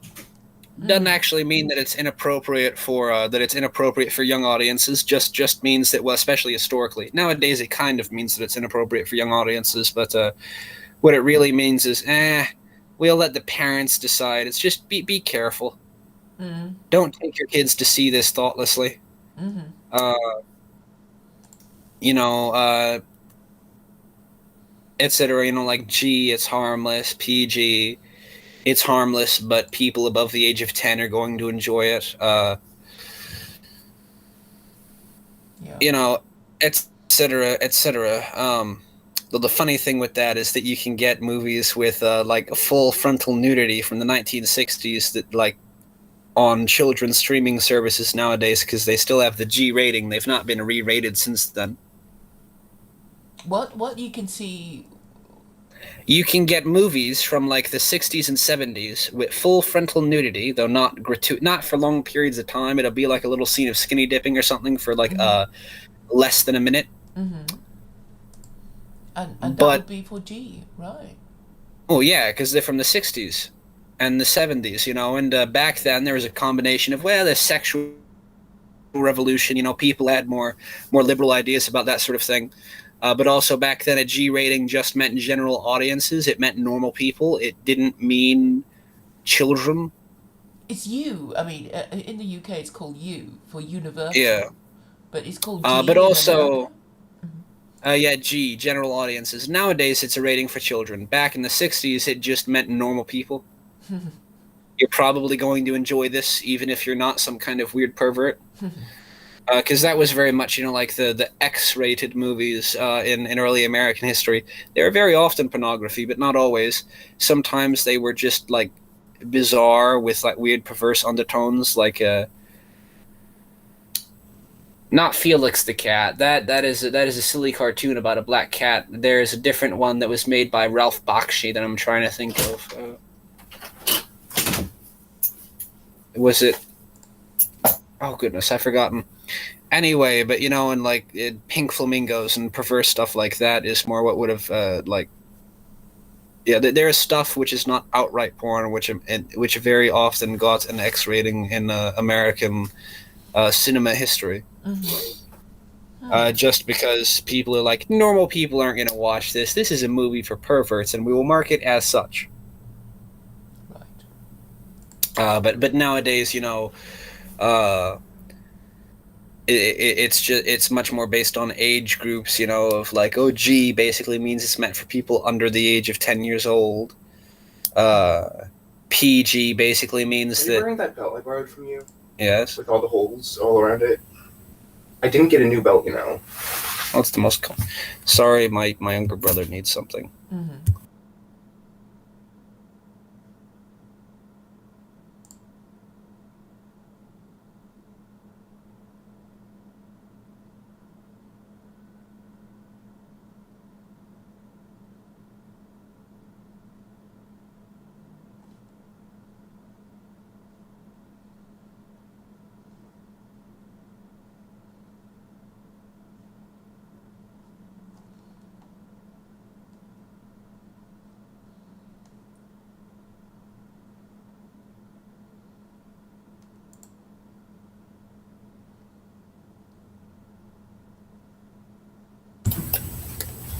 sorry, it's my younger brother, Ah, and I had to trade belts briefly because because he used to have one that fit him, only it broke. uh-huh.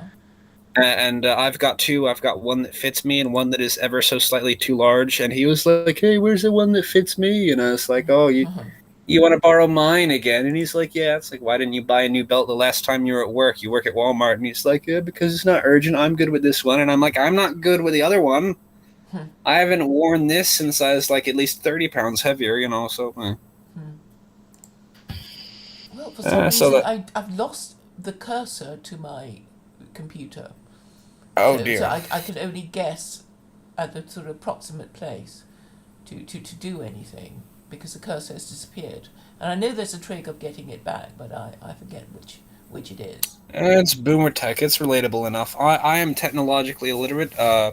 In many ways, if my brother does not get a job in IT the way that he wants to, I'm probably going to end up keeping him as my personal little IT minion. If I get wealthy enough, no. Even if he did get a proper job in IT, if I ever got to be like a wealthy person, I would just pay him enough that he would quit whatever normal office job he has, and I would just keep him as my personal little IT gremlin to help me with all my boomer tech nonsense. Yeah. He often says that I have the soul of a boomer. I don't know that that's true because I feel I'm rather much too homophobic for that to be the case. But there are You have certainly certain old-fashioned values. absolutely inexorably. What's it? What did you think of the discussion on Fatureki's channel yesterday? I wasn't. Oh, well, I actually did go in a bit later because I asked. I was like, "Hey, who is anyone on here mainstream LDS?" And he's just like, "Well, I'm Jewish, and my co-host is an agnostic conservative. But on this program that we're watching here, it's three current mainstream Mormons talking to one very angry ex-Mormon who is called Mormon Free Radio, or no, Radio Free Mormon or whatever." And I watched that, and at first I was like terribly hesitant because like, oh gosh, what kind of. I often hesitate to listen to, well, for the natural reasons that any religious person would. I hesitate to pay attention to anything which criticizes my religion from the inside. Like it's one thing to hear Catholics or Protestants say such and such thing against church doctrine because You can shrug it off. they're Gentiles. They don't know any better. Yeah. Well, you're But Gentile, aren't uh, you? no, in the parlance, in this, in what's it? Well, arguably, well, no, it's my Jewish heritage is on my father's side, so actually, I am from a Jewish perspective, yes, but in church lingo, we refer to all non-members as Gentiles, except for Jews, because we basically still recognize them as God's people. It's just that it's like, yeah, God's only gonna like be slightly nice to you until you accept Jesus Christ as the Messiah. Then he will be then he will return all of your old blessings in the temple and everything the way you used to have it. Uh, so that's a thing. It is a slightly old-fashioned Mormon thing though, because or a slightly old-fashioned LDS thing, because it's more something that like if you're reading a book that was written by an LDS person from the 1800s, that they would use that a lot more, and they'd also use the term infidel a lot more. That was actually something when I was one of my favorite books. One of my favorite books that I read during my childhood is it's a dramatization of some real life historical events called Papa Married a Mormon. It was about an Irish Catholic guy who moved out west into the sort of not Utah, but near the Utah territory, sort of into Nevada, because he was searching for his stray older brother, who was sort of a notorious gambler and a drunkard. Mm-hmm. And this younger brother, what's it? I'm going to call them Fitzgerald. I'm going to call them the pious Fitzgerald and the gambler Fitzgerald. Pious Fitzgerald, uh, when his mother had died that same year, and basically, like on her deathbed, she was like, "Go find your brother and go make sure that he stays safe." So he basically followed after the trail of his brother. Pious Fitzgerald went chasing after gambler Fitzgerald because it was the mother's dying wish, and while he's out there, it's like, what kind of people were in the Old West? Well, there's a lot of recently emancipated slaves working on the railway. There's a couple of Jews that were recently excised from Spain. There's lots of native people, a couple of Russians, a couple of Chinese people, uh, lots of sort of lower class white laborers of various kinds, et cetera, et cetera. A motley collection of Mexicans. Um, and basically, sort of what happens is that Pius tracks down the gambler and actually has like a massive. Never mind. I'm getting too much into the linear story. The point is that while Pius is there, keeping an eye on his rebellious older brother, he becomes good friends with the LDS people, with the Mormons in the local area. Mm-hmm. And they basically live in like the nicest part of town, because they've got good morals, and they keep their good morals, and they keep the streets clean, and they never work in the mines because they basically see the mines as being like a bit. What basically they're just like, oh, it's just silver. It's not iron that we need to build to make tools. It is not coal that we need to heat our homes. It is frivolous, So even though they'd known about silver being there for a while, the Mormons were the first people to settle that particular valley in which the whole story takes place. But the Mormons are basically just known in the local area as dam builders and tree planters because that was basically what they do. The area was an uninhabitable desert before they showed up.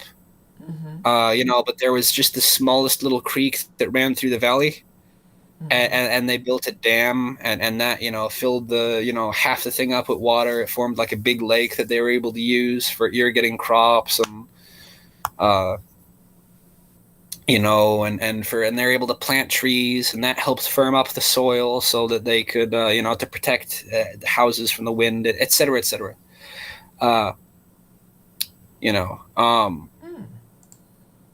Very lovely story. Anyway, the point is that the first settlers of this land are Mormon, and they're also sort of the wealthiest people as well. Like semi paradoxically, even though they have no ties to the mining or to any of the entrepreneurial type businesses, even though they don't work or own any of the bars or other establishments of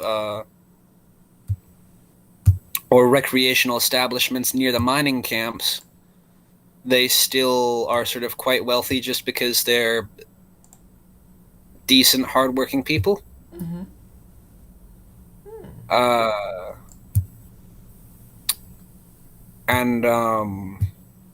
What was I saying? Oh yes. What was the point of the story?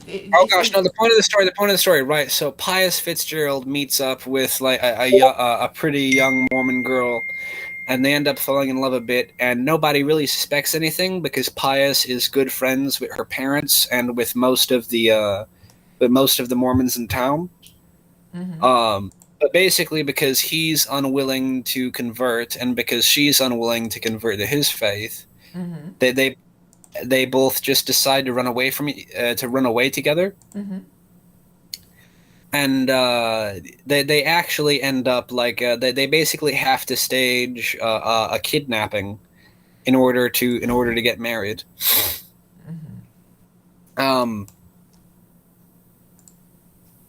Because what they did was it was I forget exactly how the story went, but basically was they made up the plan together, and she agreed to the plan. And so then, like a week later, he like she he like actually like he rode through like on a horse or something, and like actually like kidnapped her, stuffed her in a water barrel, in an empty water barrel, What? and rode out of town as fast as he could. Uh, and then they got married at the first courthouse that they could find, like 3 or 4 villages over, Mm-hmm. on the other side of the valley.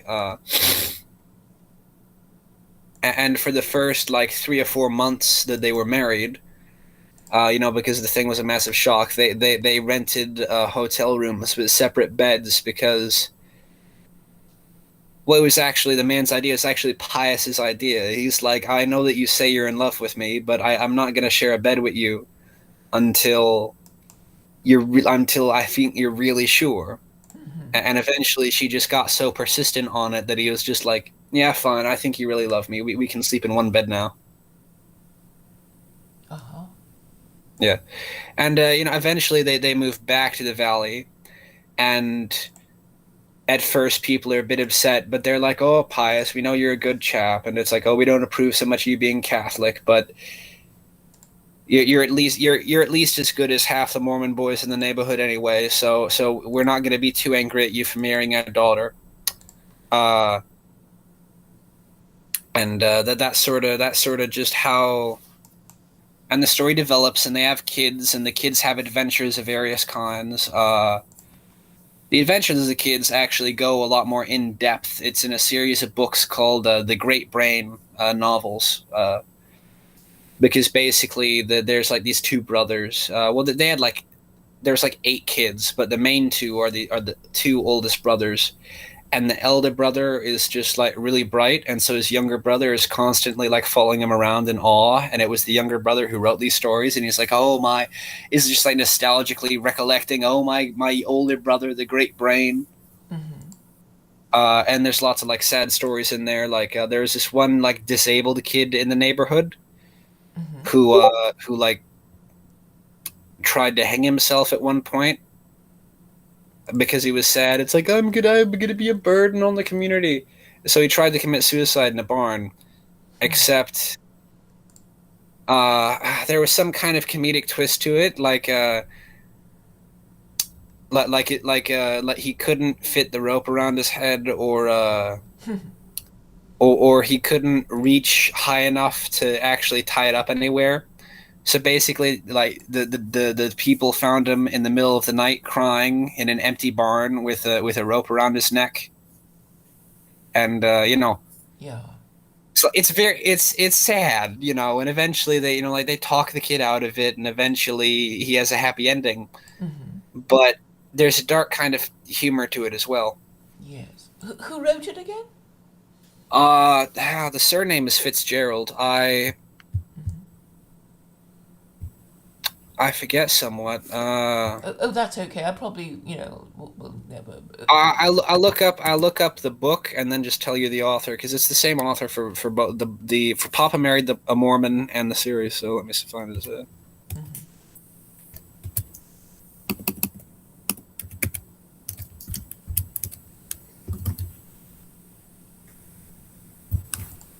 Papa Married a Mormon.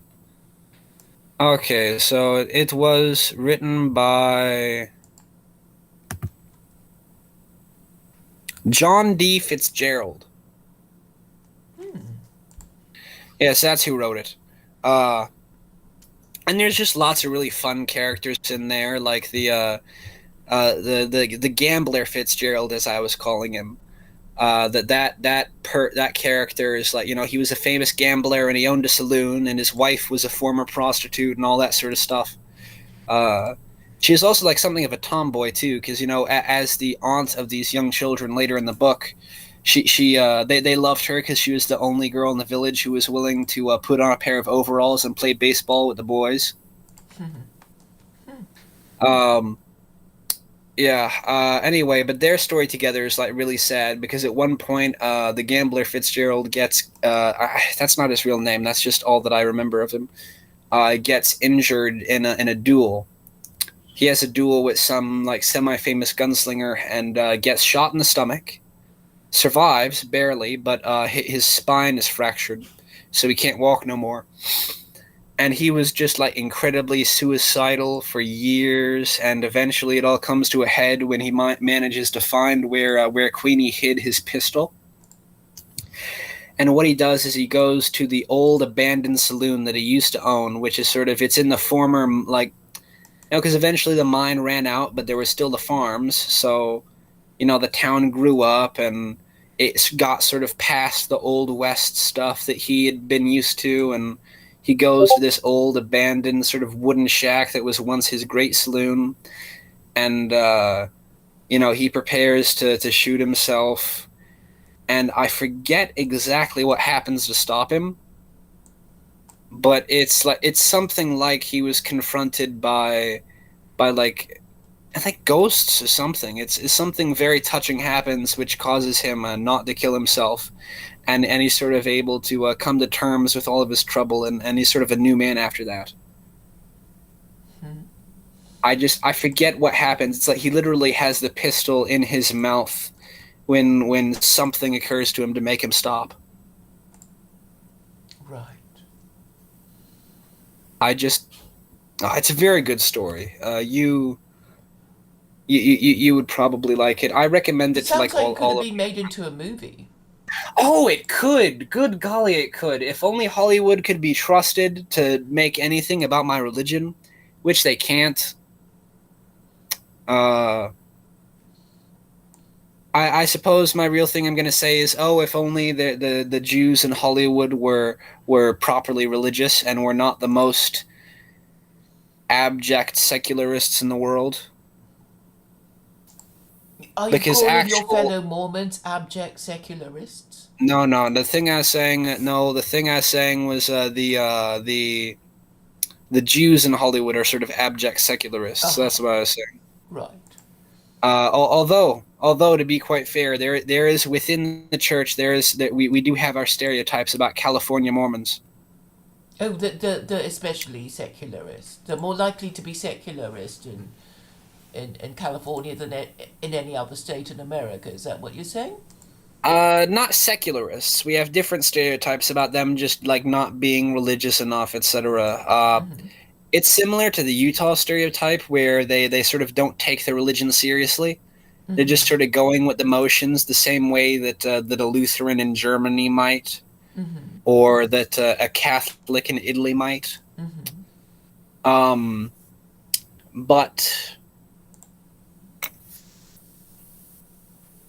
with California, it's sort of even worse. Like in Utah, it's just that these people don't develop. What we'd say is that they don't develop a proper testimony, because like they never really have a conversion experience because they feel they don't need to, because everyone they grew up with is LDS, everyone that they know is LDS. So they never really convert to the faith in the way that is sort of taught in most of America. Like in most of America, well, in all of America, really. But the people who are, well, even if you're born into the church, we are taught that you must have a conversion experience at some point, because just like the testimony of your parents is not enough. You've got to have a sort of a moment of awakening. You've got to have like a eureka type moment. A spiritual awakening. Yeah, like which we call sort of a personal conversion. Because it's basically the same spiritual phenomenon that happens when a complete Gentile realizes the church to be true. Right. And we've not really got any kind of like strict techniques for it, though. It's just something that's expected to happen at some point. Right. So everybody, any Mormon would have a story of his personal conversion to tell another Mormon. Unless he's from Utah, because in Utah, people, even though they're still taught that you ought to have that happen, as I was saying before, people don't worry about it so much, and they don't take their religions entirely seriously, because everyone else is Mormon. It's like well, I guess it's kind of like being a Jew in Israel, and the fact that so many of the least religious Jews live in Israel. Mm-hmm.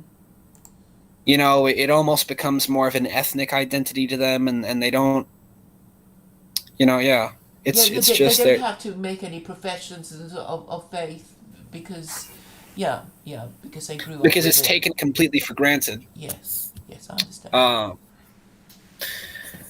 that was actually yeah,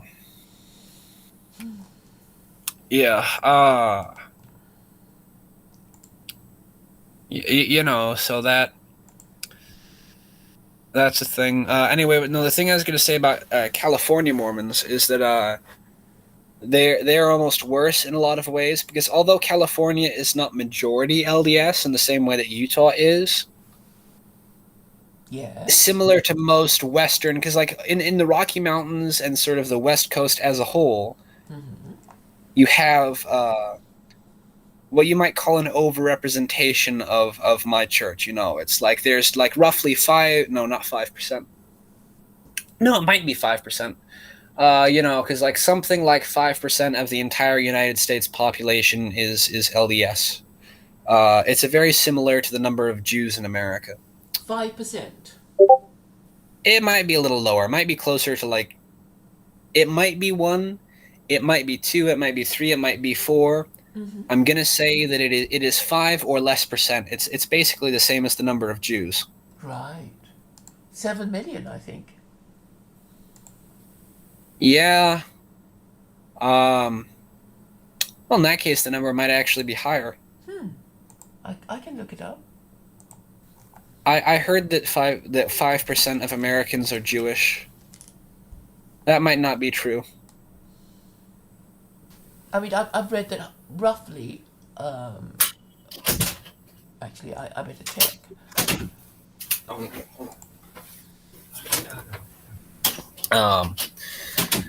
Well, I know that it's 2/3 of Utah and 1/3 of every other state in the West. So. Well, it says 16 million total population Mormons. Oh, that's better than Jews, I think. That might be double. So it might be that LDS is 5%, and then the Jews are closer to 3%. So in United States it's 6 million, and in Mexico they have 1 million.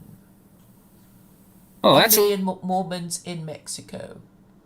There you go. a little surprising for Mexico. I think that's actually a higher percentage because Mexico has only got 1 million Mormons in Mexico. Oh. Still, I think that may be a better percentage. I don't know. No, the Mexican Mormons are sort of the most fun because, like, even more seriously than a convert from Mexico takes the church even more seriously than a convert from America, because they embrace it in. Well, I guess it's because they come from the Catholic culture, where like the Catholic Church is sort of an all-consuming thing in a person's life. Mexican Mormons take the church just as seriously as that, and they name their kids, like they'll still have like kids like named Jesus and John and all that, named after people from the Bible, but they'll also name their kids after people from the Book of Mormon. So, like in a Mormon, like Mexican LDS families are the best because you'll get kids like they'll have a kid named Nephi, Lehi, Mormon, etc. Right. So those are typical Mormon names. Only in Latin America. Right. In North America, we tend to be slightly more more Christian. No, I wouldn't say that. We tend to in terms of like church teachings, we don't place a greater emphasis on the Bible than we do on the Book of Mormon, but it's considered to be in slightly bad taste to name your kid after someone from the Book of Mormon because, well, like what's it? We kind of like having the ability to not to LARP as normal people, but like to blend in. We like being able to blend in. We like being able to blend in, which is again something that we perhaps have in common with Jews. Yes. And to have that option. Yes, well, because Jews are white, of course. Unlike most Muslims, it's relatively easy for Jews to blend in. Even if they are strict about kosher and things, you can just say, "Oh, I'm on a diet." Yes. Because in America, that's like, well, not even just that. There's even like certain sects of Christianity in America keep kosher anyway, so it's absolutely not a calling card. Because American Christianity is very unlike European Christianity. American Christianity it's much more willing to sort of lean on Semitic tradition and stuff. That's interesting. Yeah. Sometimes in a slightly hokey pokey way, like you'll get like the Black Hebrew Israelites and people. You'll get occasionally there's an element of like ethnic nationalism to it. Like the people like, oh, Jesus was black, Moses was black, those sorts of idiots. But and of course, you used to get the same thing when like people would make like a blonde-haired, blue-eyed Jesus. I consider all that to be in rather poor taste. It's like, no. He is from the Mediterranean. He should be almost mulatto-looking. He should have dark, sort of coppery-colored skin and black curly hair. He ought to look more similar to somebody from India than he should to, like, somebody from Europe. Almost gypsy-looking, as a matter of fact. Like the only ethnic group I can think of in Europe that would have, like dark skin and dark hair in the way that Jesus theoretically would have is like gypsies and I guess the Poles. Yes. Of course, Polish people, they can have dark skin, but they don't always because they're able to tan, aren't they? So they can be quite as pale or quite as dark as they like. Yes.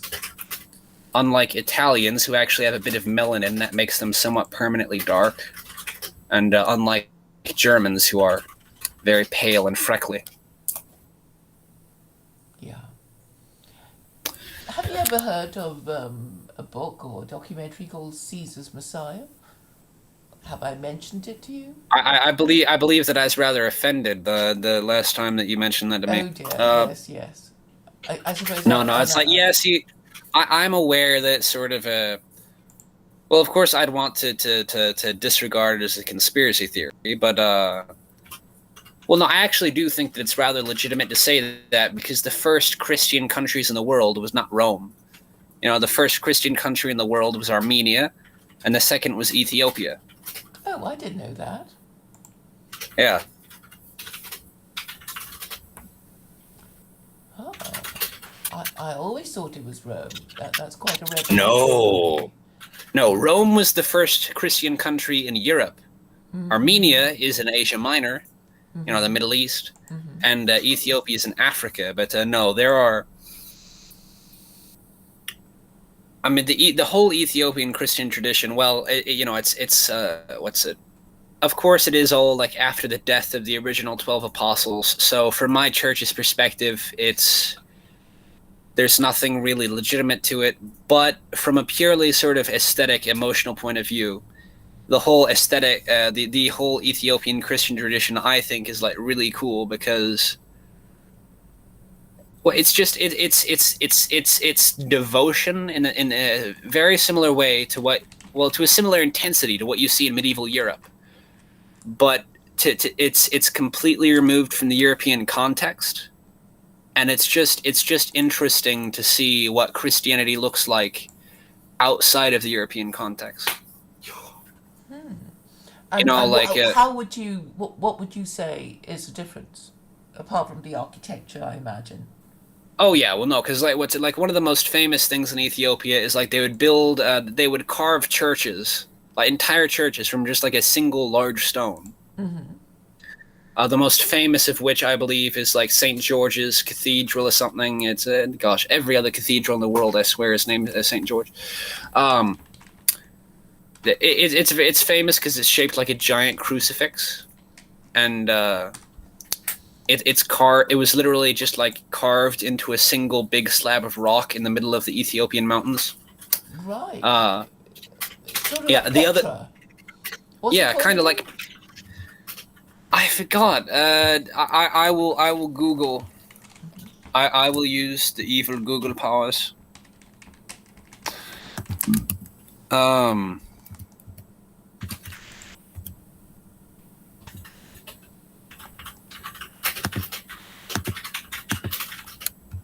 Rock Well, actually, Church in Lalibela, apparently. oh, can you get a picture so I can make sure it's the correct one? It's kind of like two towers next to each other. No, that's. Oh wait, maybe. The rock-hewn churches of Ethiopia is one. That's an article. Hold on. Ancient rock churches. No, that's well. Well, that is the right picture, but it's not telling me the name. Lalibela. Hold on, maybe. Let me. That's not the article. Dadnabbit. Oh, The Guardian. Good golly.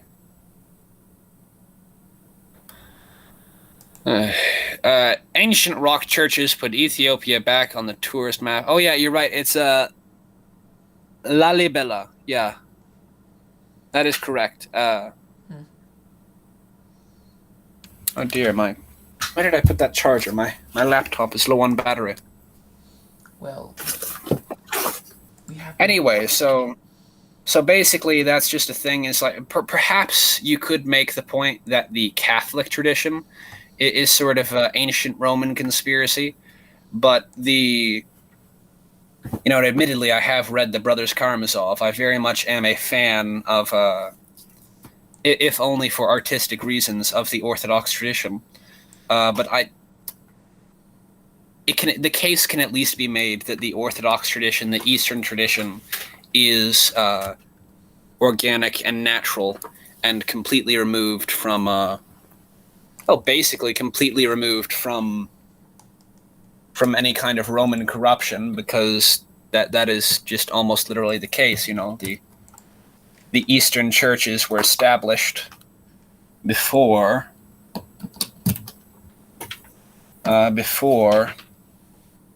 Rome. Well, they were established sometimes as early as the 1st century. It's So what do you like about the Orthodox Church that you think the Catholic Church lacks? Well, I've not gone terribly in depth into a lot of it, but just from my experience, what's it like when I was reading the Brothers Karamazov? Mm-hmm.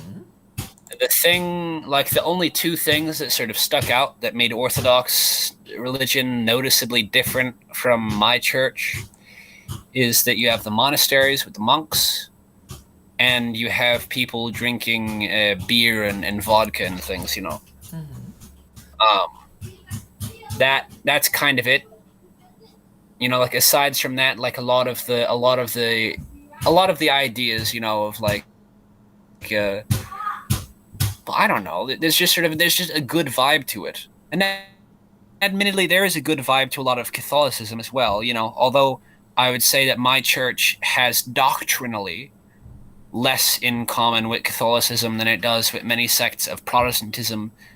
There's a certain kind of like vibes and a spirit that I would say. Yes, I mean, I think with Catholic services, it's more, psychology, putting on a good show, smells and bells. No, I don't. Well, I don't think that's true, because my church does none of that. We do our Sunday service very similar to like a lot of Protestant churches. It's hold Singing on. hymns and all that.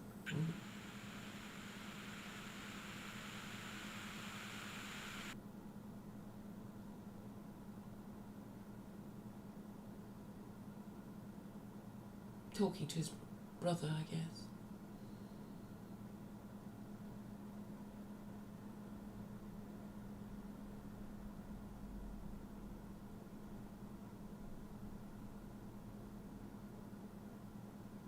Oh, there's the dog.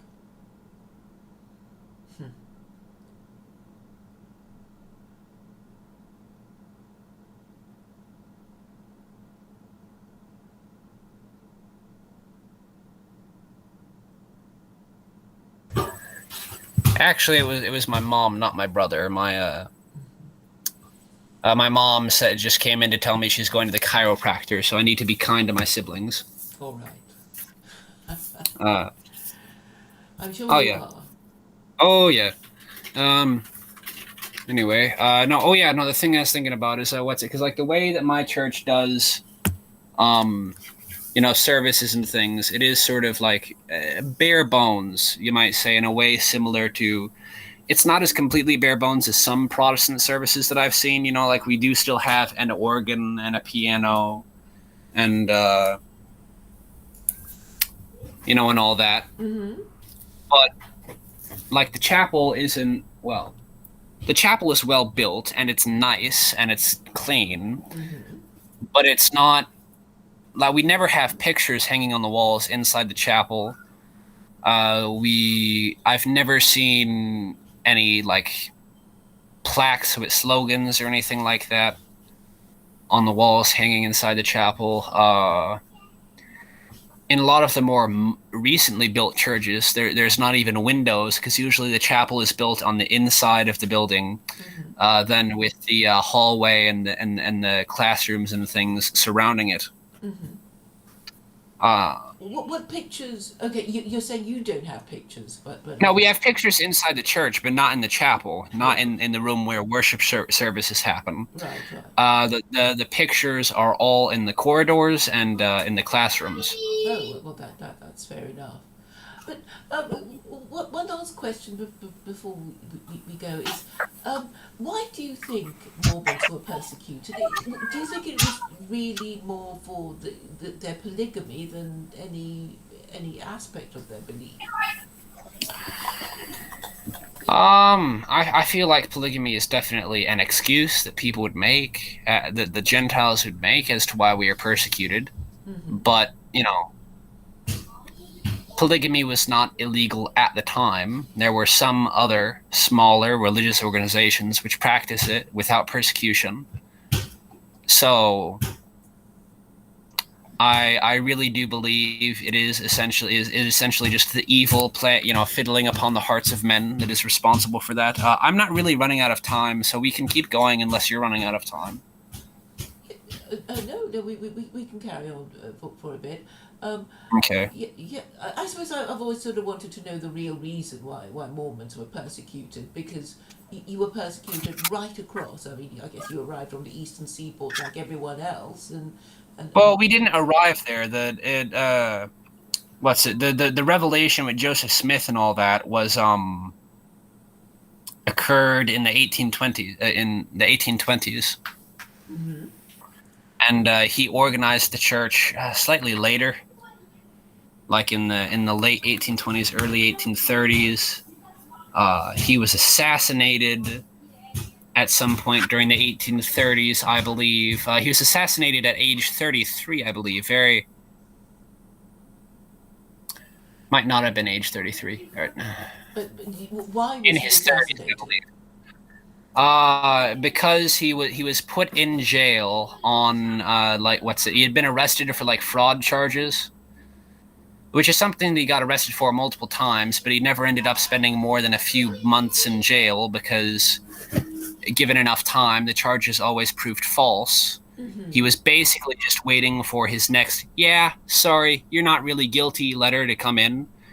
He was very good. He actually made good friends with the jailer. The jailer actually didn't keep them in the cells in the basement the way that he usually, because the way that jails were built back then, some of them were just small, like little buildings with metal bars. But the jail where he was being kept when he was assassinated was actually the cells were basically in the basement of like a large house where the jailer and his family actually lived. Mm-hmm. A fairly nice brick house. Anyway,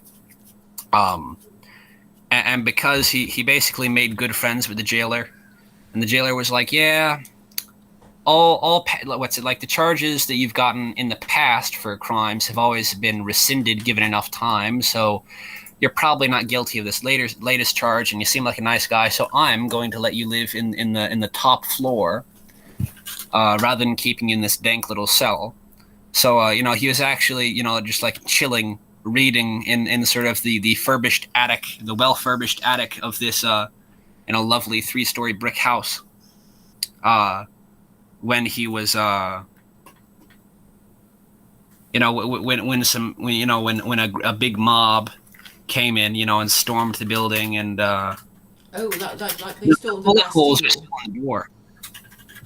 They've still got the original door from that time period hanging in that building, and it's still got the 3 or 4 bullet holes in it from when he yeah. Who stormed the building? What just Just a mob of people from the town who didn't like Joseph Smith. right?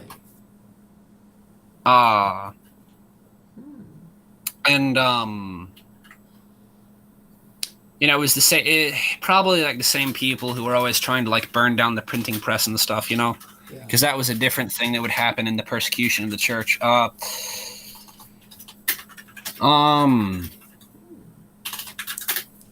Is there a Mormon story movie somewhere? Yeah, there are several of them, many of which were actually made by the church. Anyway, but basically, it's like when he was assassinated, it's I believe one of his friends, like they were all shot. Only one of them survived. One of them died from injuries sustained to the face. One of them was shot in the chest, I believe, because he had braced himself up against the door, and they shot into the door, and that's what killed him. Another one, the one that survived, basically was got sort of slammed behind the door. When the door burst open, he got sandwiched in between the wall and the door when it was burst open. Wow. One of them tried hiding under the bed, and he was killed. And Joseph Smith actually tried to jump the window, and he was killed. Though he probably would have died anyway or something, because it was like a 3-story drop. Right. At that time, there may have been a tree there or something. I don't know. But basically, that's the story of the martyrdom of Joseph Smith. And that was also what led to the first and the largest sectarian divide in the church, which is between the people who went west with Brigham Young and the people who stayed in the east with the son of Joseph Smith, who believed that basically they're what you might call like a monarchist faction or something. They believed that the authority of the prophet went through the familial line, and so they still, this small sect still exists in Illinois, not Illinois, Ohio today, and Missouri to a lesser degree. And they still believe that like the current, oh dear, hold on, my dog has gotten, my dog sat on the earbuds, so they came out of my, yeah, dogs are silly animals and all that. The thing I was saying was, and that they still exist. They're just like really small. They were called the Reformed Church of Jesus Christ of Latter-day Saints for a long time. But they're just called the Church of Christ. And basically, like what happened was they were constantly bending over backwards to try and fit with mainstream Protestantism. And nowadays they don't even hold the Book of Mormon as official scripture anymore, because they were so desperate to get into the main Protestant synod in the United States. Well, they forgot to. Oh. And they've dwindled drastically since that time period, and so it seems like some pretty clear judgment of God against them. Not following the rules, but it's the rules that make the group what it is. Yeah. Yeah, like literally, the only thing that separates us from like, well, there's many things, but the main thing, of course, the foundation of the whole thing, the thing that separates all sects of the Mormons from all other sects of Christianity, being the Book of Mormon, And then you get into smaller stuff, like the priesthood with like Brigham Young and all the people that have come after him, and that's the mainstream church. Then you've got the people who broke away when polygamy was outlawed, and that's one sect, and there's all kinds of stuff. Sure. Sure. Um,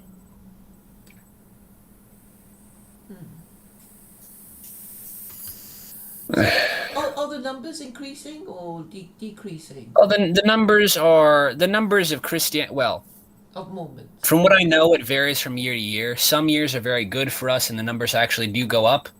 But even on very bad years, when the numbers do go down, the same as they have been for all of Christianity lately, I don't believe they're going down internationally. I believe they're going up internationally, but occasionally they will shrink somewhat inside the United States.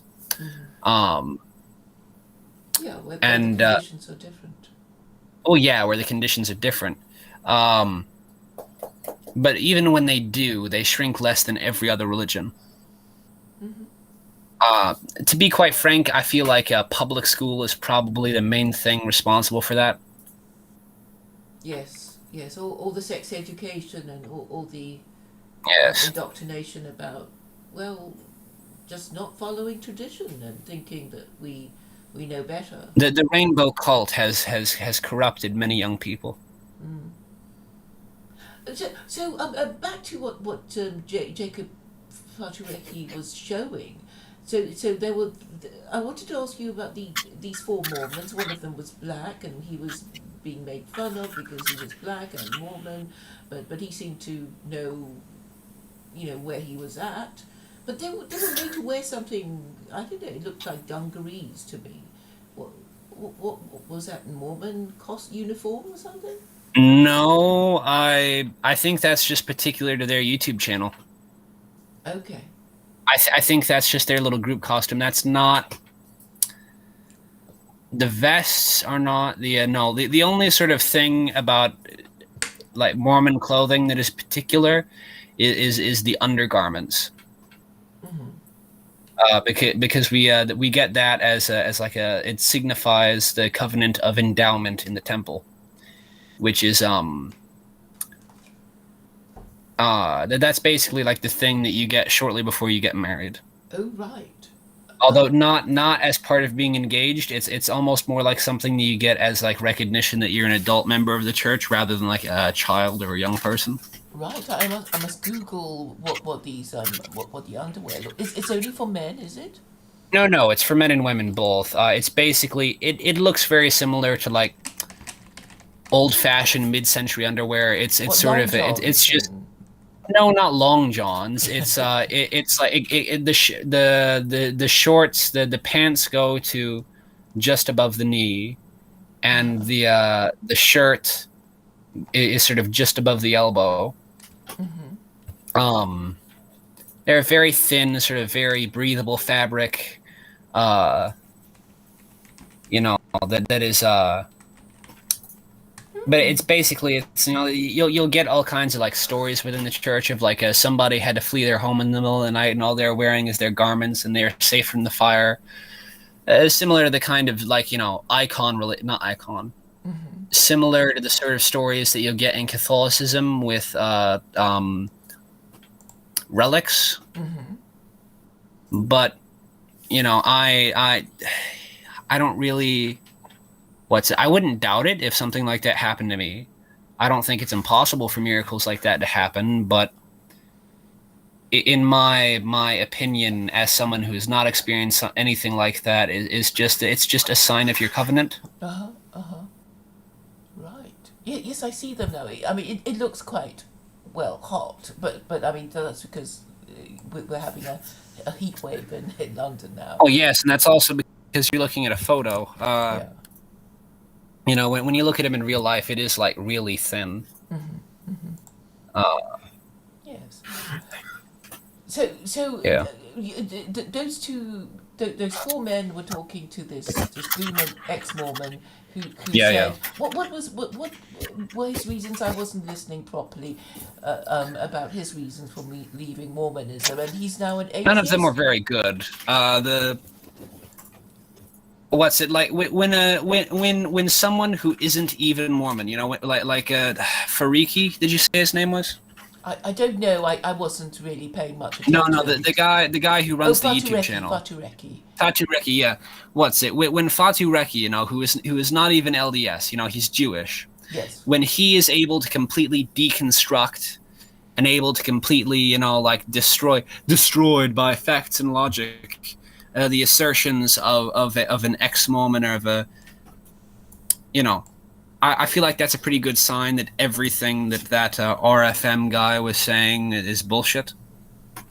You know, when you don't even when you don't even need an LDS person to, you know, Defend himself.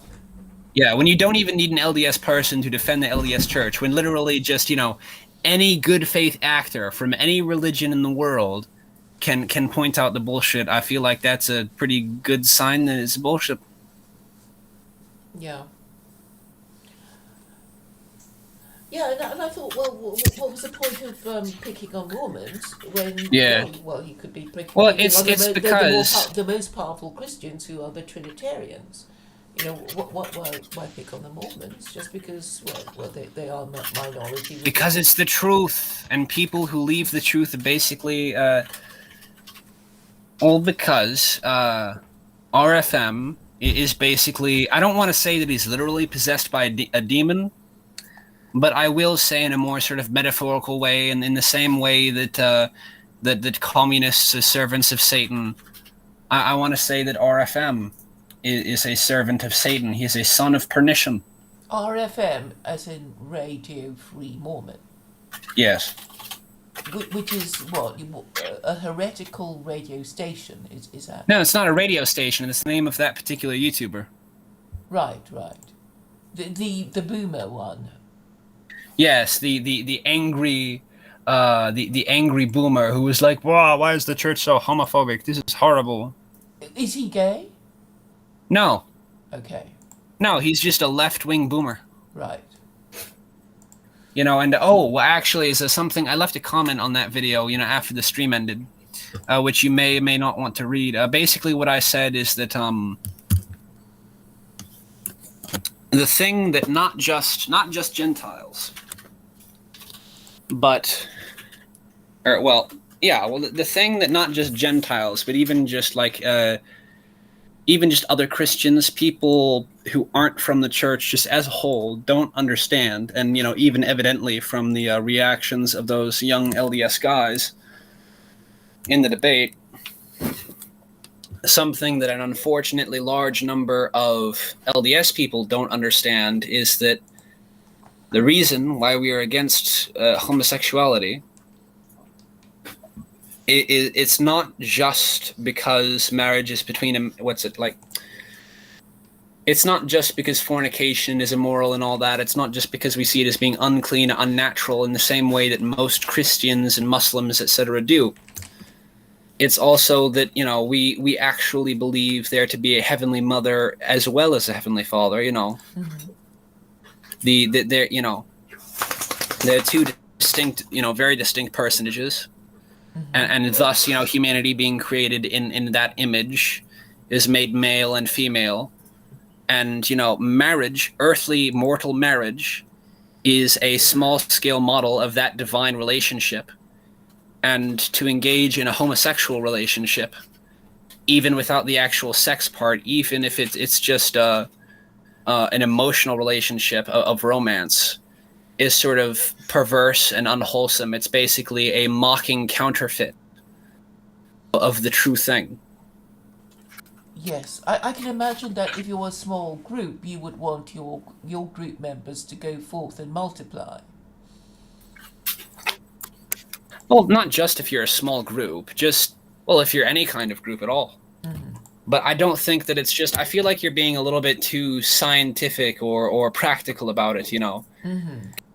It's not just, like, it's not all Dutonian, you know, to get Edward Dutton. It's not all Dutonian adaptability and spiteful mutants and stuff. You know, for people who believe in it, there's a real sort of supernatural element, like there is to any religion. And you know, that's the real reason for the thing. You know, it's at the end It of the is what day. it says. Yes, at the end of the day, they don't really, or at least in my opinion, you know, I can only speak for myself. I don't really care about what is adaptive or what is not adaptive. I don't really care about, well, to a certain degree, I almost don't care about the science. Although, unlike some Christian denominations, we do believe, it is often said in the church that God works through science. He is a rational, physical being, you know, who has made the world on purpose in a way that we can understand, and perhaps could not make the world any other way. Yeah, I mean, But I think you know, it's like, what's it? The physical evidence almost doesn't matter because I've just got like these sort of deep, like it almost feels engraven on my heart. You know, it's I could simply never say that the church is false because I simply don't believe it on like a fundamental level. You know, it would feel like saying that the sky is green to say that the church is not true. Yeah. Yeah, I understand. You know, it's... You know, it feels like something, what's it? I don't know. I can hardly even think of like the right words for it. It's just, it simply is, you know? Yes, it's part of your identity. No, not just part of my identity. It's more than, what's it? To say that it's a part of my identity would be to make it too internal. Because it's not just internal. It is something which is, well, maybe that's my fault for saying it's like, oh, it's engraven on my heart. It is, I almost can't think of a word for it, you know? It simply is, you know? Yes, it is. It is everything. It is internal. It is external. It is just the... Assumed. Well, I don't want... That's not terrible, but like assumed makes you think that I've never questioned it, because I did when I was younger, you know?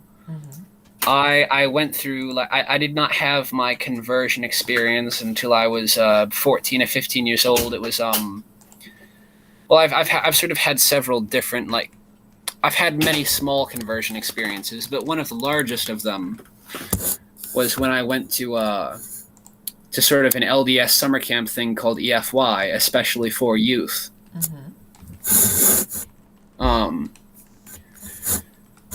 You know, and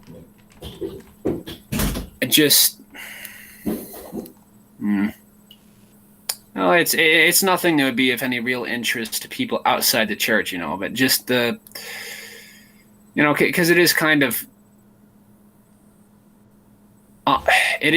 dull to just talk about, you know, because it basically is just, you know, like a gymnasium or out on a grassy field, and some like semi-famous person in the church that you've never heard of because you're too young, you know, shows up and gives you like a 20-minute lecture on some aspect of the gospel that you may or may not have been taught about before.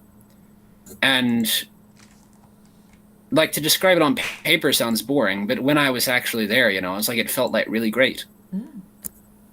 Yeah. Yeah, but because it you know, you had a wonderful time, and it was one of your formative experiences, I imagine. That's why it stays in your mind. Yeah, but nothing particularly excited happened. It was like a whole week long, and it was basically just a lot of lectures like that. And like there was some stuff, you know, like we'd go to see, like we went to see a historical blacksmith, we went to see a historical bread oven, we went to see a historical like, you know, rope twisting machine. You know, there was some stuff like that, but for the most part, it was basically is the only way that I can really, like, it's something that would have been completely boring and worthless if it were not for the Holy Spirit essentially there, just in plentitude. Right. Well, it sounded like you had a great holiday. I mean, And this yeah, is a but to sort of describe it as holiday a that you enjoy, and I think it sounds enjoyable. You know, you oh didn't. no, but yeah, But yeah, I know it's what's more it? than that. But Yeah. No, I wouldn't just say that it's more than that. It's like it to say that it was a holiday. It's like, well, there was only like what's it like all that stuff I was talking about. You know, it was a week long. We did all that basically on like one day near the end because they sort of well, not they ran out of lectures. It didn't happen by accident. Um, you know, but just because we'd gotten to through all the lecturers, and they're just like, now we can see all the fun stuff in this old historical village, or not village. It was in Nauvoo, which is like a reasonable sized town. mhm. Um, uh, just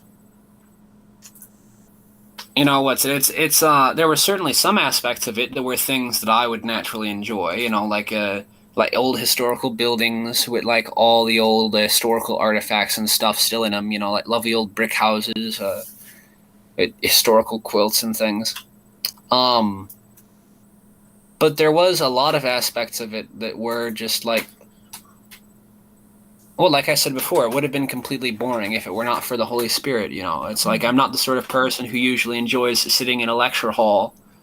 Aren't you? At, You're quite a studious person, aren't you? well, I don't usually enjoy sitting in a lecture hall without something else to do. You know, like I love listening to Jordan Peterson all that when I can play Minecraft or Candy Crush or something at the same time. Mm-hmm. You know, to just be in a room listening to a person and taking notes is rather too dull for me. I'm very much like I'm too hyperactive for it basically. Hmm. You know, I love to be out and about moving, you know, like what's it like even though I love plants and animals and all that sort of thing. I've done rather poorly in terms of like strictly academic like biology courses and things Mm-hmm. because you know it's so ungodly dull. You know, it's just like looking at a textbook and all that. But when I just go for a hike in the woods, you know, and I'm like, oh my goodness, look at all these animals, look at all this, that, you know, and then I'm like, oh, what was that bird? And I Google it, and it's like, oh, that's what that bird was. It has these habits, and yeah, You don't like being made to learn facts. I very much, yeah, I very much prefer to be a hands-on person. Mm-hmm. Learning by discovery and interaction. Yeah, learning by doing. If my family, if I'd grown up in Germany, my parents probably would have put me in one of those forest schools or whatever they're called. Oh, for Boy Scouts, that kind of thing. No, not Boy Scouts. Not like a temporary camp thing. I mean, like there's actual like schools that go for like the through the whole curriculum, but the children literally learn it all, like sitting in a circle in the middle of the woods. Right. And is it just summer school? No, it's not during the summer. It's during autumn and winter usually because it's normal school. It's just in a forest instead of a building. Oh, right. And there's a lot of running about because well, at least there was when it first started because when it was first started it was meant for like young children. It's probably changed since then. Now that I think about it, it's probably gotten worse because I assume that Germany has even more woke education than America. Yes, it seems to be a contamination that is global, but starting from the West. You know, and I can't. What's it? I might have told you this before. I might not have told you this before. My dad's opinion of the West is basically just that white people have become like mostly a bunch of godless sinners and like terrible in XYZ ways, and God is basically going to allow them to be destroyed and replaced by a more righteous people, whether that be in the form of Muslims in Europe or just in the form of like because we're getting ever more converts in Africa, Presumably a lot of those people are going to stay there and improve their home countries, but presumably a lot of those people are going to end up moving to America partially for economic opportunities, and also just, well, as terrible of an excuse as it is, for like, oh, the birth rate is so low, we can't help but import immigrants.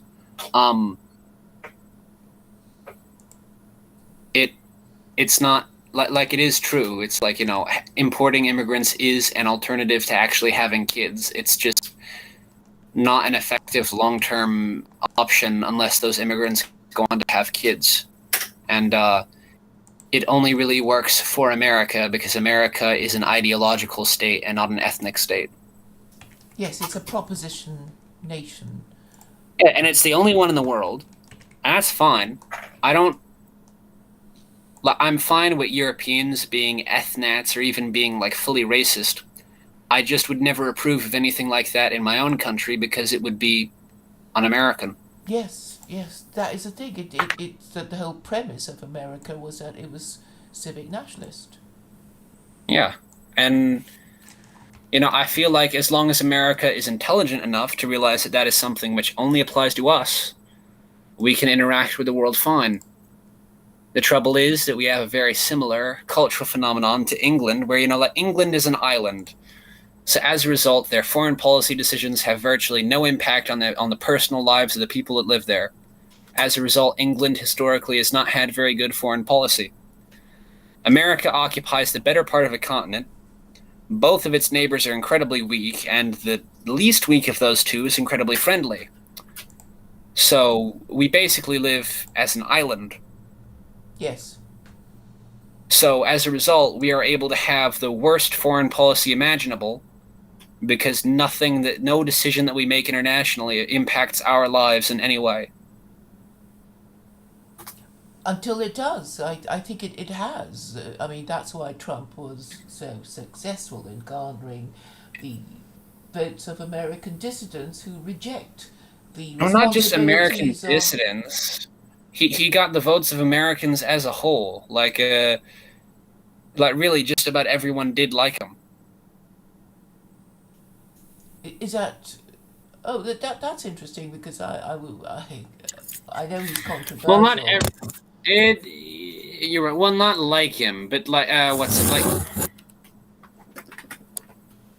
I'm aware that there's actually not a great deal of proof for like the for like the campaign fraud or whatever, but like I don't buy into QAnon because a lot of that stuff has actually been legitimately debunked. But I do believe that there is probably some kind of fraud that happened because I just don't see because Trump got more votes than Obama, who had previously been the most popular president in American history. So it seems really implausible to me that Joe Biden could do anything but tie that.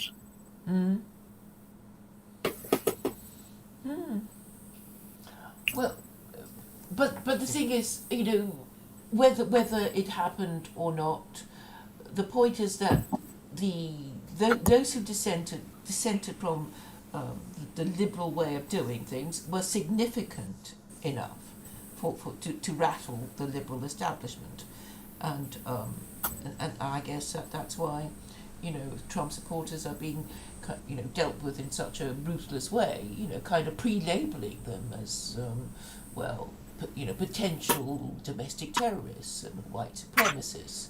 Because once you categorize people, you'll just find people and put them in that category, and thereby demonize them and marginalize them. Yeah. So it is meant to intimidate, to frighten, to discourage. But I don't think you will get any kind of peace, whoever you are, if you don't. If most people feel that they've done, that they are being unjustly governed. Yeah. That I think is... Well, I mean, yeah, that, and also is, with the recent Roe v. Wade thing that happened, there's not like a hard there's now a hardcore difference between the states in a way that there didn't used to be.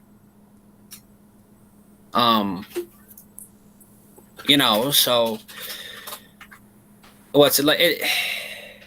Every big political thing in America, everyone always says it's going to lead to a civil war. Mm-hmm. But,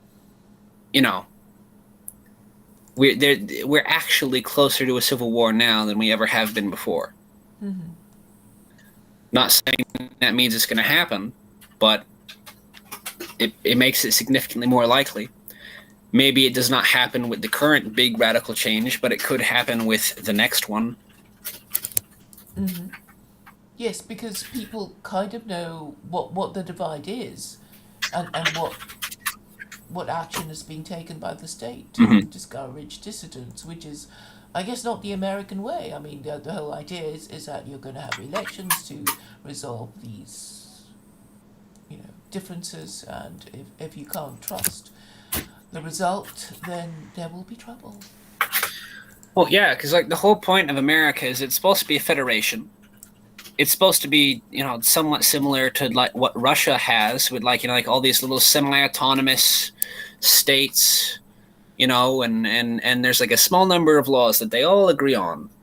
And aside from that, they can do anything they want as long as they pay taxes. Mm-hmm. And the trouble with that is that's not what's working. That's not what's happening.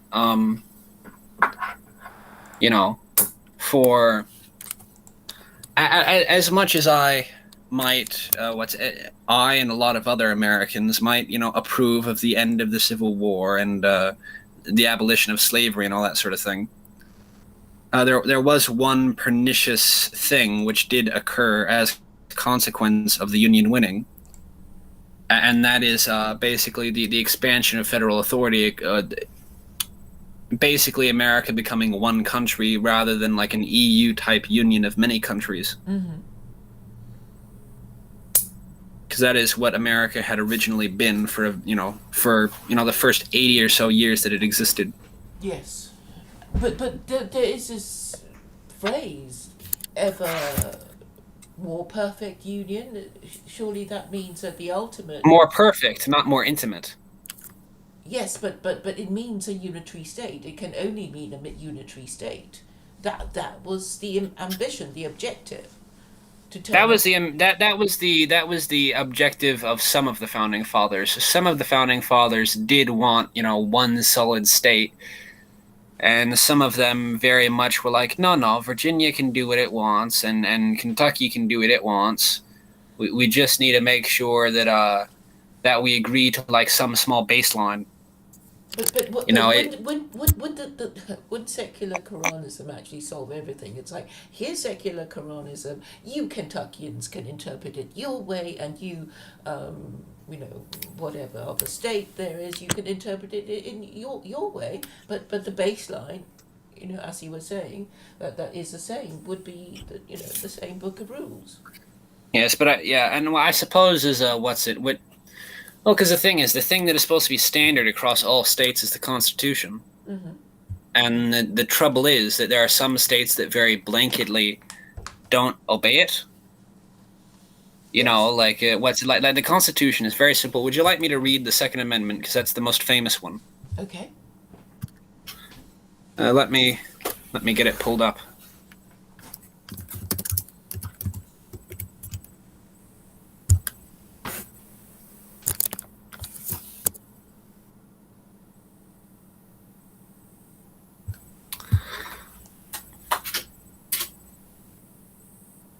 All right, so the Second Amendment goes as follows. A well-regulated militia being necessary for the security of a free state, the right of the people to keep and bear arms shall not be infringed. I'd say that's pretty clear and pretty explicit. Mm-hmm. Although a lot of what's like gun control advocates will say, "Ooh, what about well-regulated? What about militia?" And it's like, well, militia literally just means everyone in the neighborhood. Mm-hmm. There was not a standardized military at the time that amendment was passed. Mm-hmm. And well regulated does not mean like law the way that it does today. In the slightly older form of English, regulated could also mean like it's standardized. Mm-hmm. It basically meant like making sure that people all have guns of like the same size so that they can use the same musket balls. So they can use the same bullets. Mm-hmm. Uh, it basically, like, well trained is another thing that it would have meant. Like a well regulated. It means that you had people doing drill every week. Yes. The emphasis there should be on the people. The proletariat, the common people. Mm-hmm. What would be peasants in any other country on earth. Yes. Yeah, so that's a lot of cool American lore. If another thing though, now, because speaking of like early American stuff, do you know who originally said, "He who does not work shall not eat"? Do you know what that originally comes from? I have heard the expression, but I didn't know it came from an American. Who was it? Um, it was not the founder of Jamestown, but it was the not Rolfe. Rolfe is the guy who married Pocahontas. Who was the guy that was saved by Pocahontas? John Smith or somebody like that? John's no, not John Smith. I don't know. Maybe it was her John husband, whoever became. Hold on. No, who her became husband was Rolfe. Her husband was John Rolfe. Oh, right. Is it John Stewart, maybe? I don't No, know. hold on. Let me look up his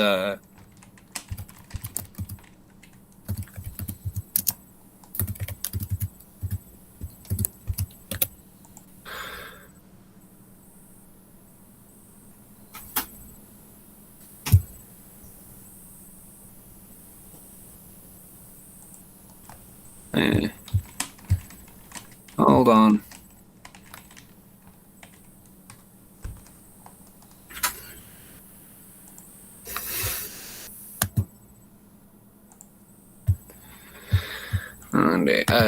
That was wrong. Because I'm gonna go with Pocahontas.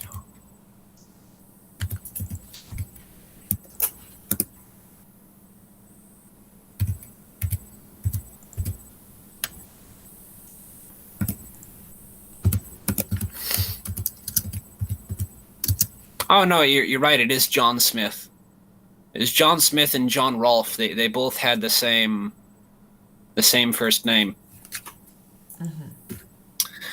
God, I can't think of a more generic name than John Smith. Good gosh, that might be the most English thing I've ever heard.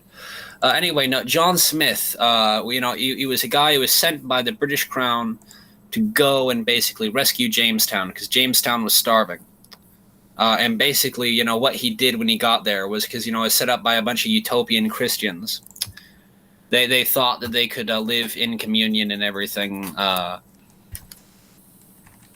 Or live in common and all that. And basically what he did was he said, it's like, you have the communal warehouse. Everyone takes things from the communal warehouse. Very few people contribute anything to the communal warehouse. We will put a stop to this. He who does not work shall not eat. He basically just forced them to embrace capitalism. And, as a result, the famine ended. People no longer had to resort to cannibalism. That was something that actually happened. That is at one point during the during the early settlement of America, because people got to be like a bunch of lazy communists. So who said it again? John Smith. Right. Pocahontas' husband. No, not her husband. Her husband was John Rolfe. John Rolfe never traveled to the Americas, as far as I know. Okay. John Smith was the guy that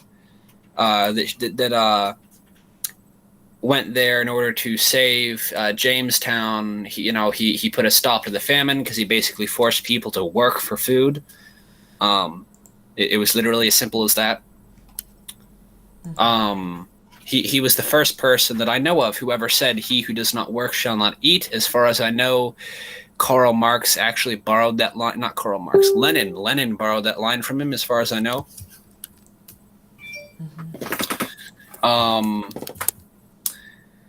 And the story with John Smith is that, like, he traveled outside the colony to go do some exploring, and he did something to offend the Iroquois, I think. And so they took him prisoner, and they were going to kill him. They were going to club him to death, and just for some reason, little 10-year-old Pocahontas took mercy on him, and she was like, "No, please!" And she actually she actually spread out her body over him, so that they could not strike him, because she was the chief's daughter. She was a princess, basically. Although, she was only 10 years old at the time. There was no element of romance to the story like what you see in the movies. Yeah. But it was a simple act of compassion, and that's nice. Yes. That's pretty wholesome all the same. Then later on, I think she might have been kidnapped, or maybe that's just the story that was made up by woke scolds in the modern era. But she ended up like in England at some point for some reason, possibly as a royal hostage to negotiate peace or something. I don't know. And basically, the person who was most like John Rolfe was just like really nice to her, and so she ended up falling in love with him and getting married to him.